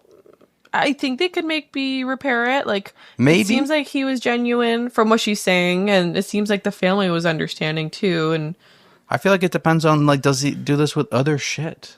Yeah. Does he mansplain other shit? Yeah. Does he have this gender bias roles bullshit imprinted in him with other stuff? I just can't get over the we get along well most of the time sentence. Well, I think that just means like couples fight, which every couple does, like we do. Never. I don't think that that's like a huge red flag to me. I feel like, I don't know, if she sat him down and he got super defensive again, that's where I would like end it and be like, okay, you're not listening to me. This is done. There's no point. But if he like truly, I don't know, was genuine with his apology, like I think maybe they can come back from this. Yeah. I just believe you should just appreciate that anybody is cooking food from you, and maybe it's because I'm just really easygoing with food, and like I'm just really appreciate anytime you decide to cook and you enjoy cooking, and I'm very appreciative anytime you want to cook anything, and I will eat almost everything. And I really to me, like for you, it's like everything needs to taste the best that it absolutely can all the time. Yeah. And for me, I'm like, it's cooked, it tastes good, I'm happy camper over here, and you're like, how do you really feel? Tell me how you really feel. It's too salty. Do I need more of this? Do I need more of that? I'm like, I don't know. Like, it's good. Give me your criticism. I'm like, could you make it better? Yes. But I'm like so appreciative that you cooked for me. Like, why would I say how it could possibly be better? I think there was like one time when you accidentally like put like a ridiculous amount of salt in it or something. Like something we ate was like very salty. Mm-hmm. And I still said, yeah, it's fine. Fine for me. And then you were like, because you were like, oh, sorry to cut you off, but you were trying to cut me off. But you were like, oh man, this is so salty. I was like, yeah, I know. I didn't want to say anything, but I do agree with you. It is kind of salty. And then there was also the time that you dumped all the pepper inside the mashed potatoes. Well, yeah, I knew I fucked that one up. The lid came off. But I think I want your critiques because I feel like I can taste something weird with it. So then when you say, it's good, then I just feel like you're straight up lying to me and I can never trust you. So I want you to actually tell me. I'm supposed to just shit talk you? No, I just want you to be like maybe, I don't know, it could use less salt. It could use more seasoning. I don't know. I want you to be genuine, because then when something is actually good, I won't believe you. I genuinely appreciate when you cook for me. So why would I say anything negative? That's not what I mean. It's for me to be better. It's not really for me to please you. I feel like there's the a only difference. better that you need to be is your own opinion, because you're already amazing to me. So if you want to be better, the only thing that matters about being better is your opinion, not mine. No, I If feel you like I think have a it's too bias salty, then. I have a fucking bias. What do you mean? I am fucking biased. Everything you do is great. Okay, whatever. Moving on. Yeah. Am I the asshole for pretending to think beans in chili are woke to prank my cousin who is obsessed with being anti-woke and who loves chili? My cousin is known for making chili, and he's good at it. He makes his own chili flakes from his secret combination of various dried chilies. It has a very nice kick. It's like the perfect amount of spice. It's hot, but not too hot. He also always adds kidney beans, not canned beans either. Anyways, for the past 2 or 3 years, my cousin has become obsessed with all this bullshit about what is or isn't woke, and how woke things are the end of the world. He's always been a good dude, so I don't know what his bag is, but he's completely obsessed. It's annoying. So the other weekend, I was at his place and he was making his famous chili. So I got the idea for a little prank. I was like, I'm surprised you still put beans in your chili. He was like, what? Why? I was like, beans and chili are so woke. Everyone is saying so. He was like, what do you mean? And he was genuinely concerned, as if this was something serious. I said something like, yeah, beans and chili are woke. The original conservative Texans who made chili only used meat and chili. San Francisco liberals started adding beans to chili in the 60s because so many hippies were vegetarian. Now all the woke scientists are saying beans are a better protein source than meat. He didn't say anything to that. I kind of just assumed he'd know I was fucking with him and get the joke. We have always fucked around with each other and made jokes. But he was quiet all dinner. Just yesterday, I was back again at his place and he was making his chili again. There were no beans. It was a totally different chili. This guy has been making his chili with beans for like 15 years. I was like, what's up? Where are the beans? He was like, I don't fuck with that woke shit. I was like, what? He was like, beans and chili are woke. Even you know that. Everyone else was like, what? Because what? I was like, dude, I was just fucking with you. He got really angry. He dumped his chili in the sink and told everyone to go home. I thought he was pranking me back or something, but he was serious. The dude totally lost his shit. He texted me later and said this exact thing. Quote, I researched this online and it turns out you really were lying to me. Beans are not woke. How could you do this? We went back and forth for a bit. His position is even though we have historically pranked each other, I went too far. That I betrayed him and I made him question his chili. I tried to ask him if this at all made him think he cared too much about woke. Like, what if beans and chili was woke? So what? He ignored that and demanded I apologize. Did I take this too far? Man, I don't know. This is the dumbest shit that I've ever heard. Top comment. That's fucking hilarious. He's so damn fixated on what other people say is woke or not woke that he'll sabotage his own cooking. He handed you that material to prank him with on a silver platter and he needs to get over it. Yeah, I feel like whether he gets over it or not is on him. Exactly. You betrayed me. Dude, you betrayed yourself. All right. Moving on. All right, I will do one more. This one's coming from r/ThreadTalk podcast. Woo, woo, woo. What? Any comment about my username on Reddit? No, it's ThreadTalk podcast. Our username is ThreadTalk podcast.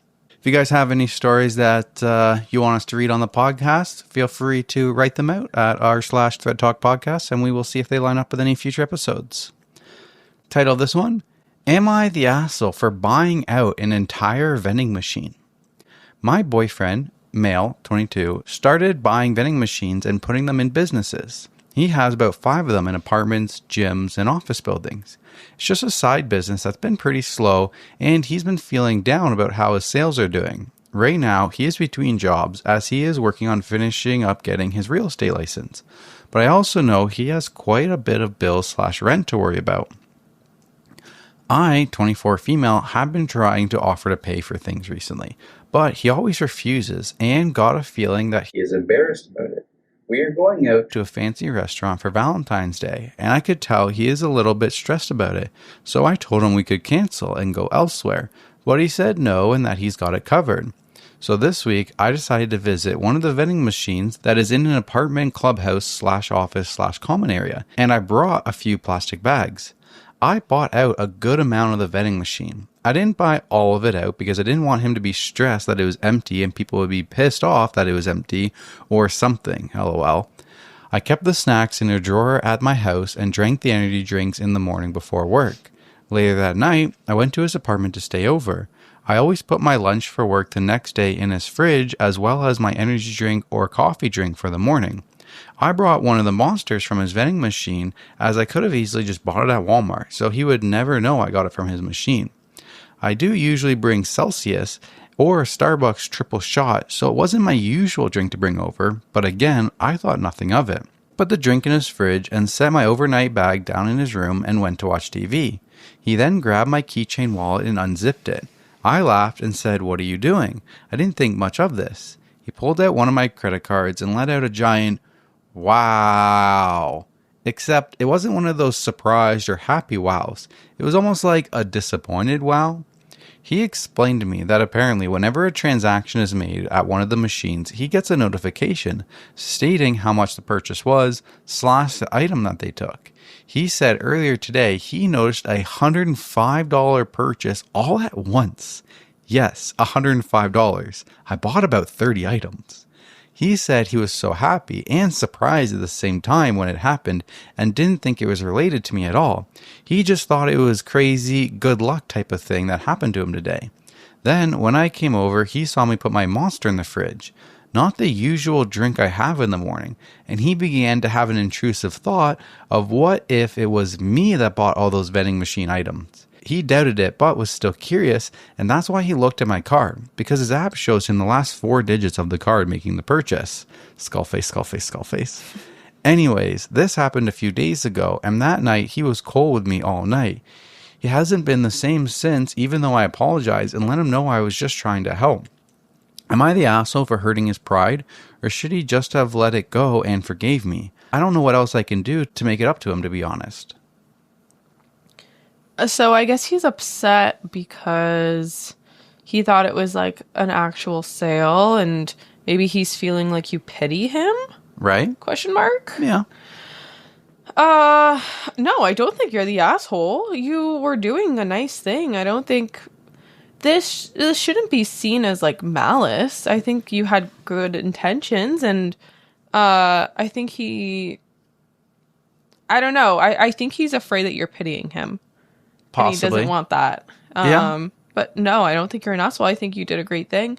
I guess like maybe just sit him down and see like what bothers you about me purchasing this. Like I thought I was doing something nice. You obviously didn't appreciate it. Like why? Right. What are your thoughts? I think it came from a place of love, and I hope that he sees that. Yeah. I feel like when you're in a serious relationship, like you become like a team, and like financially too, and it seems like they don't live together. They are dating, and so they're not necessarily at that stage of that teamship so much. So it's like she didn't really know how to approach it. She said that she's tried paying for some things and he was really resistant to it. Yeah, and that's probably the same place of like he has too much pride. She got the feeling that he was embarrassed about it. So she wanted to pay for things, but he wasn't really like letting that happen. Yeah. And I can understand that. Like I was very, I was very insistent on paying for things in the beginning. So I totally see where she did it out of love and not malice or anything. And I think he should see that. And I think they could totally I think the important thing is that they need to communicate with this and talk about it.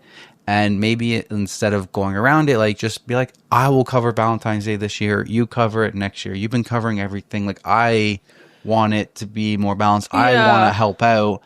I think also like couples, it helps when both people feel like they're contributing to the relationship. Like it makes me happy to help you and vice versa.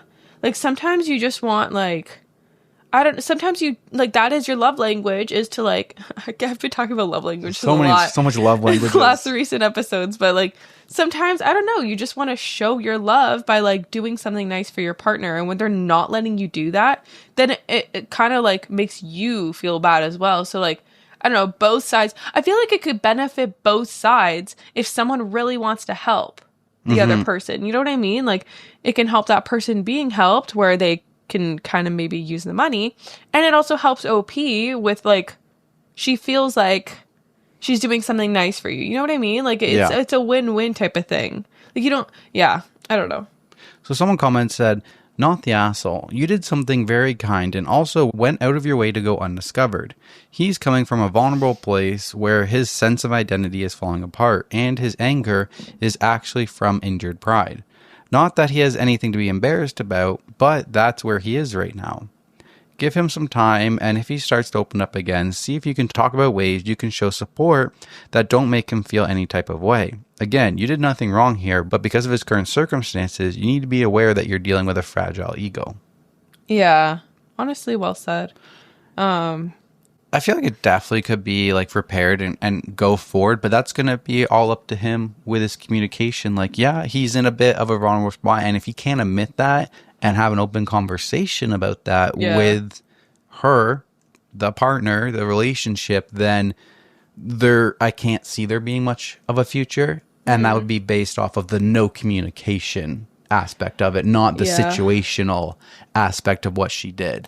I agree. You need to be open with your partner. Like, you have to have that open line of communication, and if you just kind of, like, shut down when you're feeling, I don't know, under pressure, like, because of money situations and stuff like that, it doesn't really set, like, that good base for your relationship, where, like, if hard times do come up, then, like, you can't really rely on your partner to, like, I don't know, talk through situations with you. It's exactly, because other things are going to come up. Other hard things will happen to you in the future. And you got to make sure that you have a partner who is stable enough to communicate and work your way through it together. And I feel like, honestly, that can be learned and taught. Absolutely. Because I feel like in the beginning of our relationship, you didn't have I was terrible. Great communication at all. Sucked. And, you know, I had to do more of that communication up front and be like, this is what is bothering me.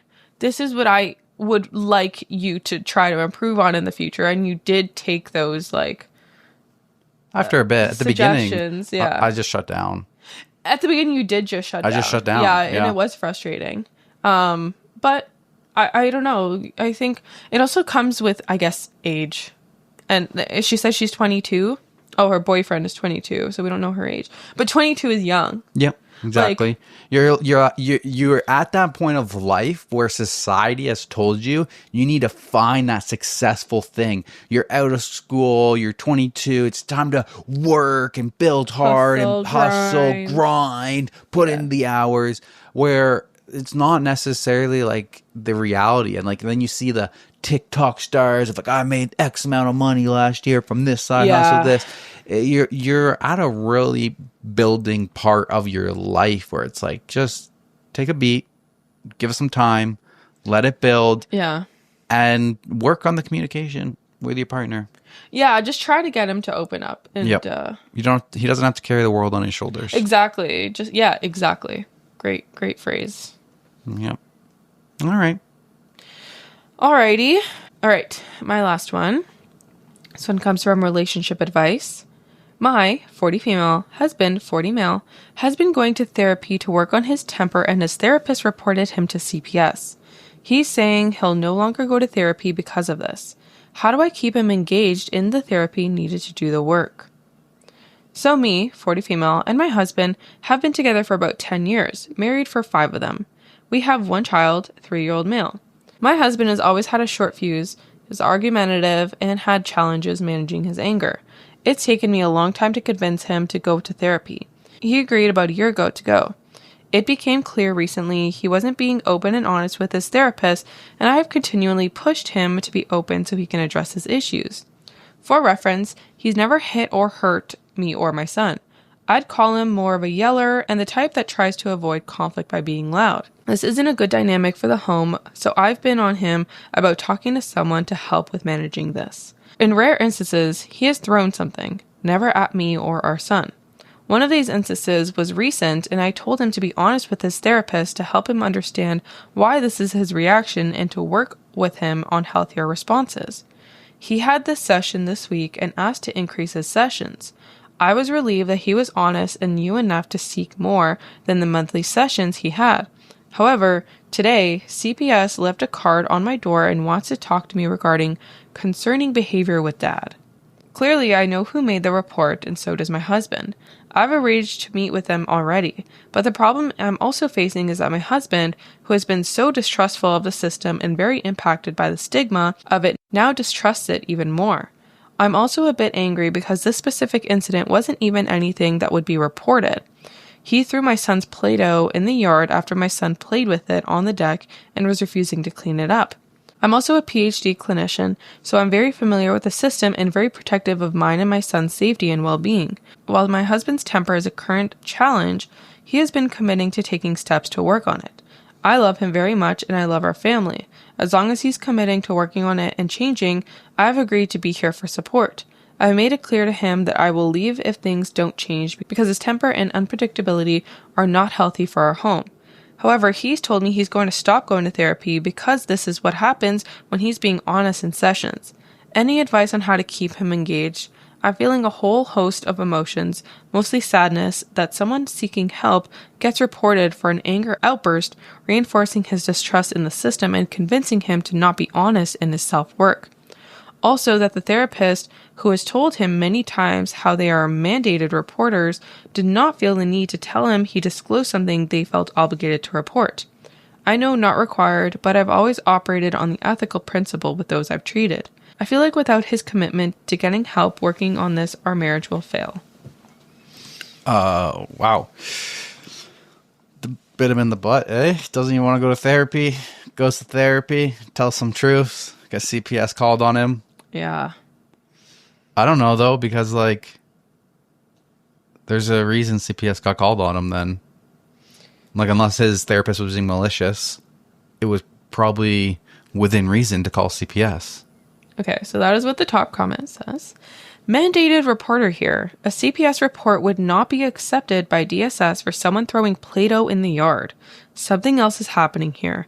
He must have admitted something very detrimental to have a report against him. Also, why are we assuming it's a therapist? Like, it could have been a neighbor, could have been anybody. Unless the CPS was like, we got a report from your therapist. Why are they automatically blaming the therapist? And it could have been like a neighbor who saw them throw the Play-Doh. So that is the next comment replying that says, I don't understand why we were just assuming it was the therapist. It could have been anyone. A neighbor seems more likely to me if he's constantly yelling. It's not really useful to assume we know.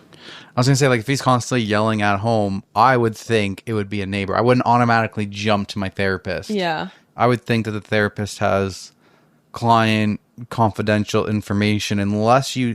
Isn't it? I mean, I only know from... I only know from movies and TV shows. I know, yeah. But what we've seen is, like, it's only in case you admit or talk about doing harm to someone. Yeah. Then CPS has to report it. Unless he talked about, I just want to strangle my son so he shuts up, I don't think they're going to get reported to CPS. I don't know. I honestly don't know. But yeah, I only know that from movies and TV shows, not from anything else. So, yeah, this is tough. I feel like OP doesn't really have all the information here. I think she's assuming it's the therapist because her husband is assuming it's the therapist because of maybe what he opened up with.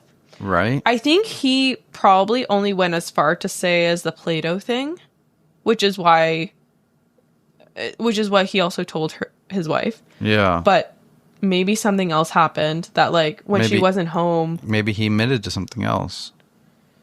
Yeah. Another comment quotes OP. I'm also a PhD clinician.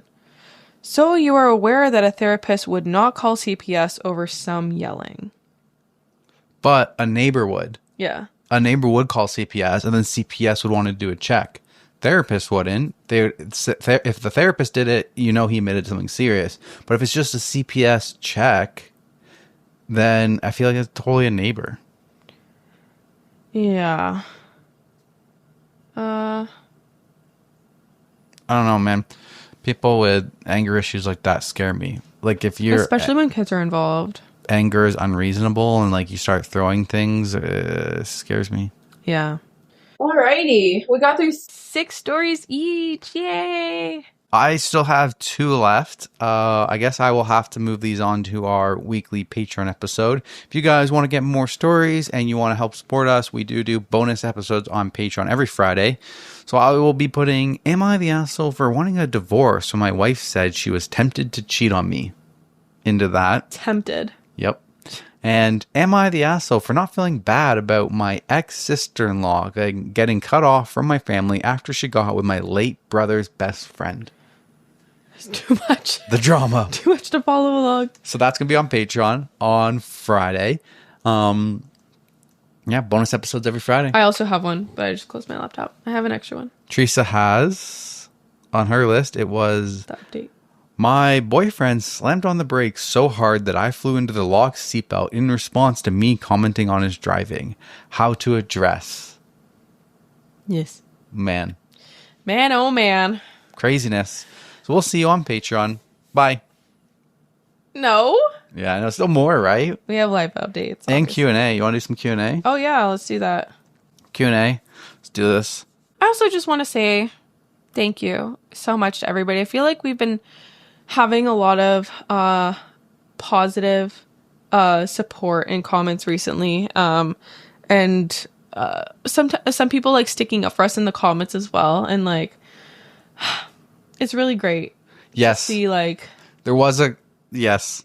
there were a couple like mean comments on the last episode, and then there were people sticking up for us, and so just thank you all for your support. Even to all of our listeners that maybe don't ever comment and you're just a passive listener, we appreciate you and your support always. Yes. Let's call this the comment section for a second here. What did you screenshot?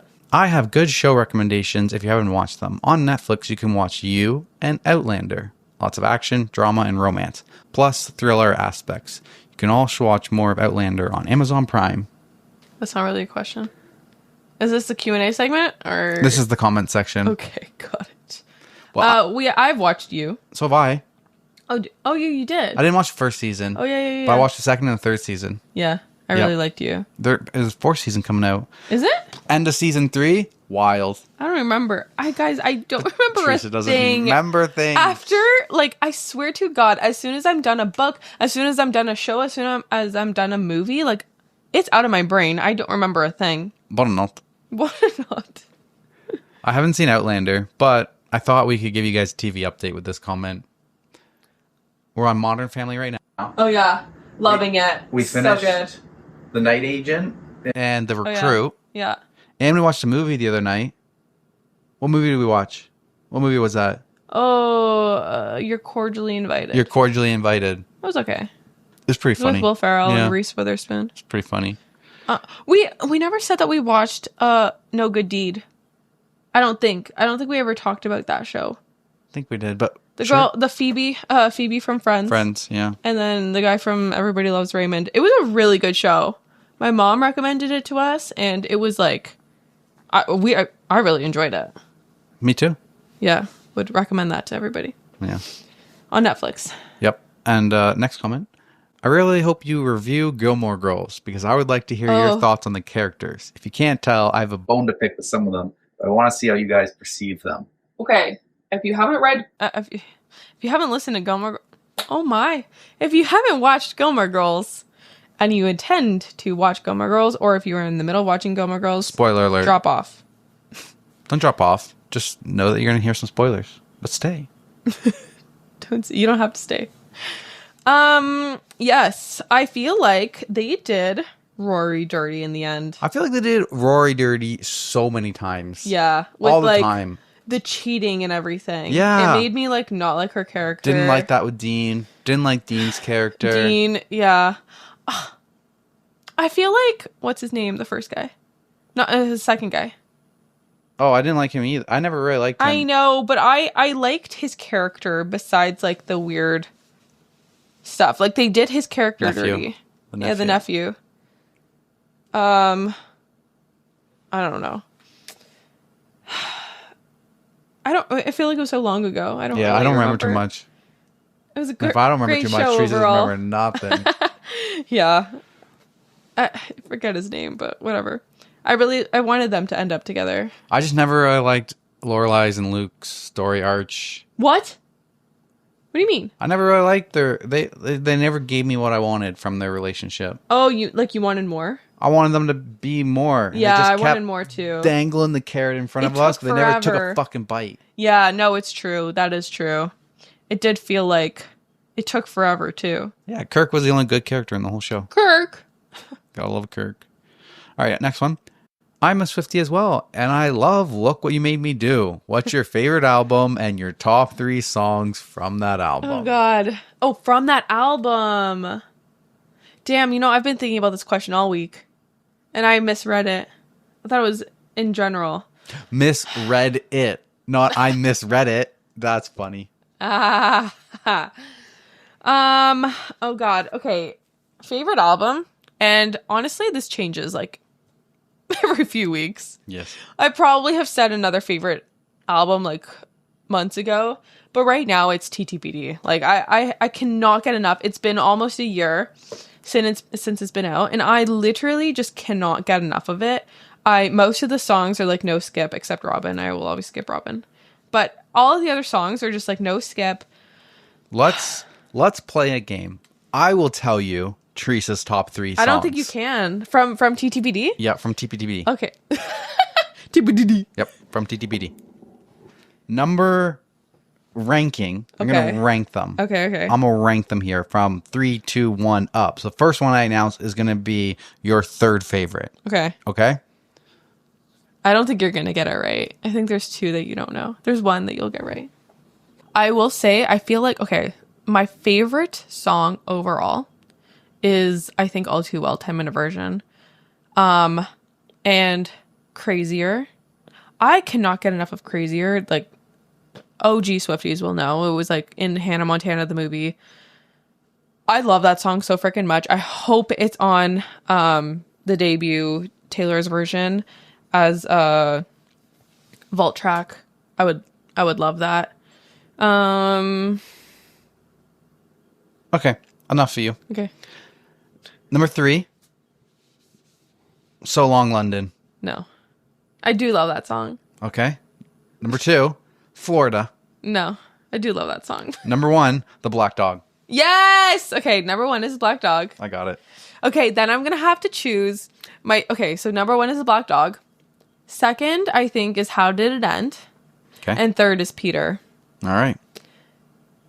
Yeah, I think I'm going to go with those. Okay, good choices. Moving on. Next question. I should start a Taylor Swift podcast. This one's more of a comment. Yes, you should totally do that. Registries do not exist for service dogs. Please educate everyone on that because that's harmful to say registered service dogs since it's all on the training. I hope you can say it on your next podcast. Love you guys.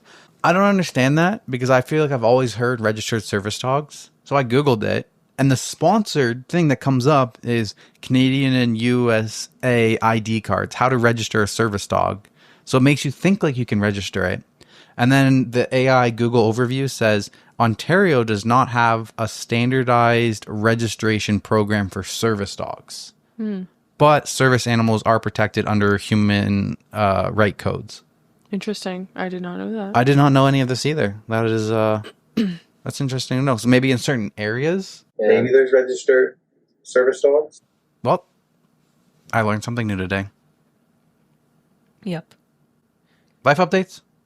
Life updates. We had Valentine's Day. What did we do, Teresa? You we tell took me. a cruise. Yeah. We went on a cruise. It Yeah. was great. A little early one day, 4-hour cruise. Yeah. So for you guys who don't know, None of them those of you know. who don't know. Everybody doesn't know. For those of you who don't know, Denver and I rotate every year.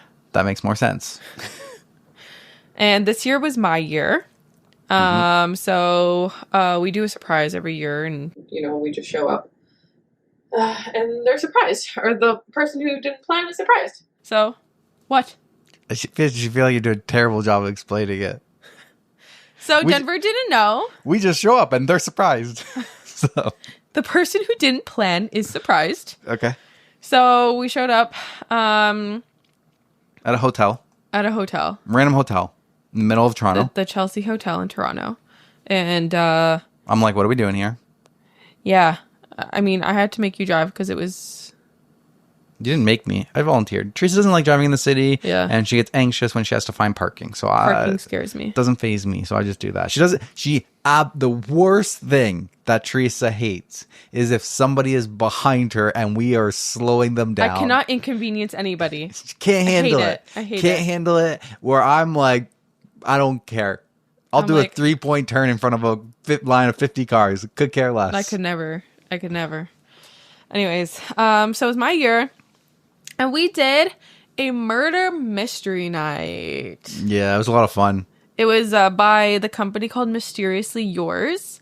And it was basically like we had dinner. It was like a buffet style dinner. It was pretty good food. Yep. And then we got, what did you count? There was like 200 people there. 200 people. And there was 10 tables of 20. No, 20 tables of 10. 20 tables of 10. So we all got put with random people, and our table was great. We got to chat with them during dinner, and then we basically had to like put all of our thoughts together of like who we thought the murderer was. Yeah. So, sorry, go ahead. Well, before the murder mystery started, we there's some nice food, and honestly, like, it wasn't like fancy meal or anything like that, but it was just solid, good tasting food, and I was very happy. The chicken pasta, all this good stuff, buffet, it was great. And then we sat down, we're talking with them, and I learned some things about the HVAC system for our house, because two of the people were chatting were like HVAC technicians and whatnot, and they were telling me I should not get a geothermal heat pump. So I noted that information, that tidbit. We had a good time, and then all these actors came out. They were great. They were like improv actors where like they would interact with you and they would like stay in their character. And I gave them a challenge. I grilled them. And they were great. They were great. At one point I was dying laughing from the questions that I was asking. That is so tough to do improv like that. Or is it called improv? It's improv. When you're like interacting with people and stuff? Yeah, when you don't have lines. Okay, I think that is so hard, but they like took it so well. You were grilling them. See, that's funny because you would have probably been my worst nightmare if I was them. I was improving back at them. No, but like it's different. They had to like stay in character. I had to stay in character of me. I'm just saying. What you were like, improv is so much harder. No, I feel like regular acting is so much harder. Remembering your lines is so much harder for me, where I feel like I could improv it. But regular acting, I feel like I can't talk to people, so I feel like I want to take. I can't think on the spot. Oh, I can. I want to take some improv classes now. I definitely do not. That'd be fun. I don't have any interest in that. But yeah, they were great. They do. It was like a show. Yeah. It was a show, and they explain the situation to you, and the characters interact, and they get some people to like interact with them. The one dude, and the whole night they do it's like a parody, and they do like a little bit of a parody, like the dude's name that is owns a cruise line. It's like Tom Cruise Lines or whatever. THOM, and like the one dude was Maverick, and his wingman was Geese, not Goose, and like I didn't get that in the movie. What the movie? dude's the Top Gun movie, main character's Maverick, played by Tom Cruise, and the wingman is Goose. I did not. So in there, his wingman was Geese, and then he's like, he would ask the guy for help, and he's like, "Bogies on her tail," which is like a thing for like jets, bogies on your tail. I didn't know what that reference was. Bro, every single time they talked, they were making some kind of reference to some movie. Yeah. Like that the whole night. So it was just comedy bits. It was funny. Yeah. Everywhere. We were dying. They were interacting with the fans, not interact. It was just so good. It was so good. Yeah. Definitely a great Valentine's Day surprise. Teresa knocked it out of the park. Thank you. Good job. My turn next year. Yep. We're going to be in... We won't even be in... We won't be in Toronto. Yes. Next year. I don't know what we'll have to do. Something out in the country. Out in the wilderness. Or we come back to Toronto because I will miss it. it's an excuse to. It will be a get some good 7-hour drive. What? We are moving so far away from Toronto. It'll be a 2-hour drive. It's nothing. Yesterday we were in the car for 8 hours, bro. Oh my God, yeah. Then the next day after Valentine's Day, yesterday, Saturday, Supercross in Detroit. We woke up at 5:30 a.m. And it ruined my day, guys. Teresa slept for 2 hours in the car as I drove there. I didn't actually, though. Like, my eyes were closed, but I wasn't fully asleep. You seem pretty passed out to me. Okay. You're like... I definitely was not snoring. Didn't want to bring a blanket. I brought a blanket for her, and she's like, "This is the greatest thing ever. This blanket, I love it." If I don't get sleep, it like ruins me. I'm such a an old lady. I need 8 hours of sleep. Minimum. I've been getting 9. You did a pretty good job not letting it make you in a bad mood. No, it wasn't my mood. It was my body. Like truly, and I have bad health anxiety. So my body, I don't know. I feel like it's in my head when I get less sleep that my body's going to react poorly. And I don't know if it's just a thing, but I just felt dizzy and nauseous all day. And my heart was racing, and it was just not good for someone who's a health anxiety person. I see. Yeah. It was a long drive. It was 3.5 hours. It was 3.5 hours.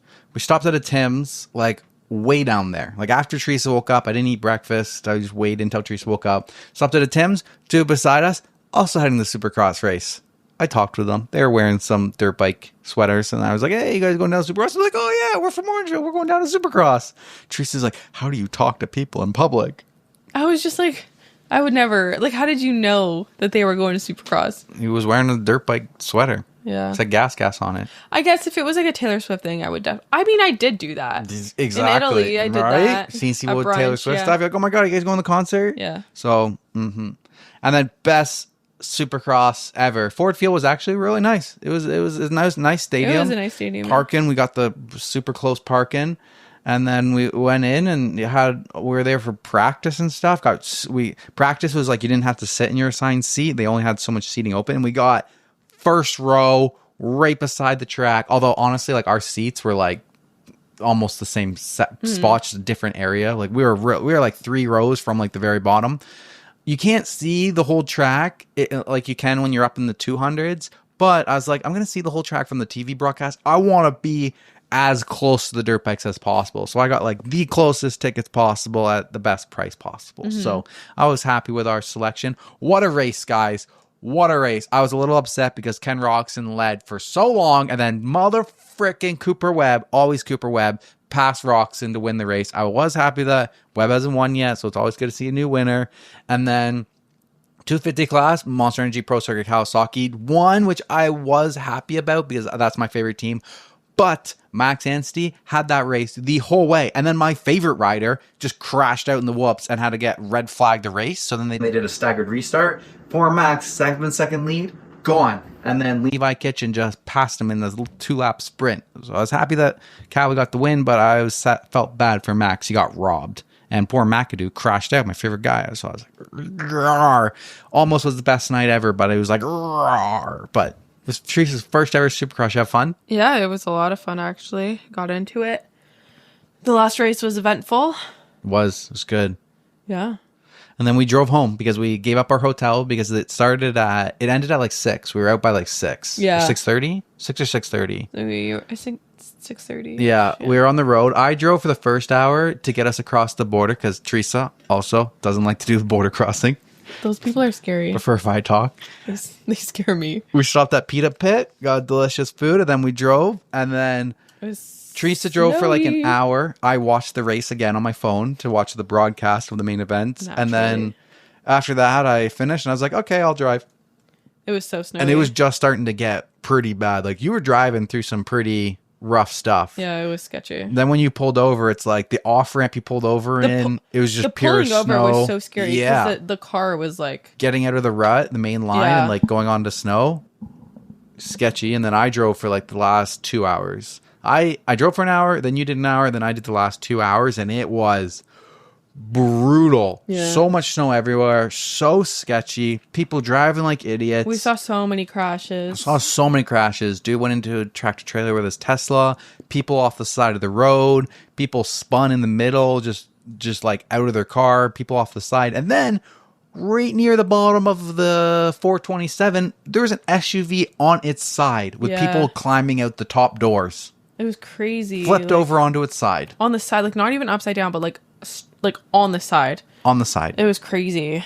Yeah. Get those winter tires if you live anywhere with snow, and just be safe on the roads because it's scary. It was scary. There's a couple people that flew by us, and I was like, "This is ridiculous." Oh my God, I thought we were going to come up on their car accident, but they either we didn't see it or they actually survived. But so sketchy. Now there's so much snow outside. It's crazy how much like snow we're 35 getting. centimeters. It's crazy. Insane. We're gonna go make love the it. snowman.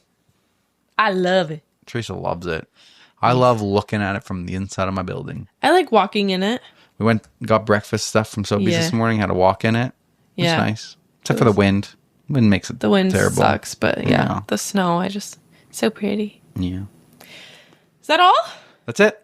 All right. I feel like this has been a long episode. I wonder what this will be after we edit it. We had to like do this one in some sections today, so it's like multi-editing. So I'm not sure exactly how long this is. If you guys have enjoyed our show and you stayed this long, please feel free to give us a rating and review on Spotify or Apple Podcasts. It really helps with our analytics. So, or just smash the like button on YouTube. Yes, or if you're watching on YouTube, smash the like button, drop a comment, subscribe, all the things. All of those things really help our podcast out a lot. So, we appreciate all of you for listening, and yeah. Thank you so much. We'll see you next week. We'll either see you on Patreon or we'll see you on Tuesday. Thank you. Bye. Bye-bye. I'd be rehoming the He is currently living with his mom while he is say I can't say ma'am. Say ma'am. Ma'am.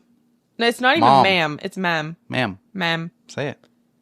I can't say that. People are going to... Do the story justice. People will comment. It'll be good. No, I can't. Don't be like that. I can't say ma'am. Yes, you can. You just did it. Ma'am. Do your job. Read the story right. He's currently living with his mom. I can't. Please.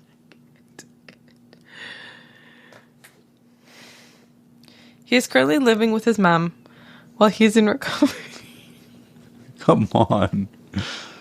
Babe, I can't. Don't make me. Please. I'm not. Please. I can't. Please. He's currently living with his mom while he is in recovery. Stop. Okay, fine. I'm going to do a disclaimer that you put in this TikTok in the edits. Then I'm not saying it. Oh, okay. No. I definitely saw that my take was definitively in the minority about... Definitively. Definitely, babe. It says bad. definitely. And then she says the Roomba was missing. It's and Roomba. Then buy a new Roomba Roomba. Roomba. Okay, top comment. You have a It's not husband. the top comment. That's the best comment. The fuck do you want me to say? Sort by top comment. Oh, what?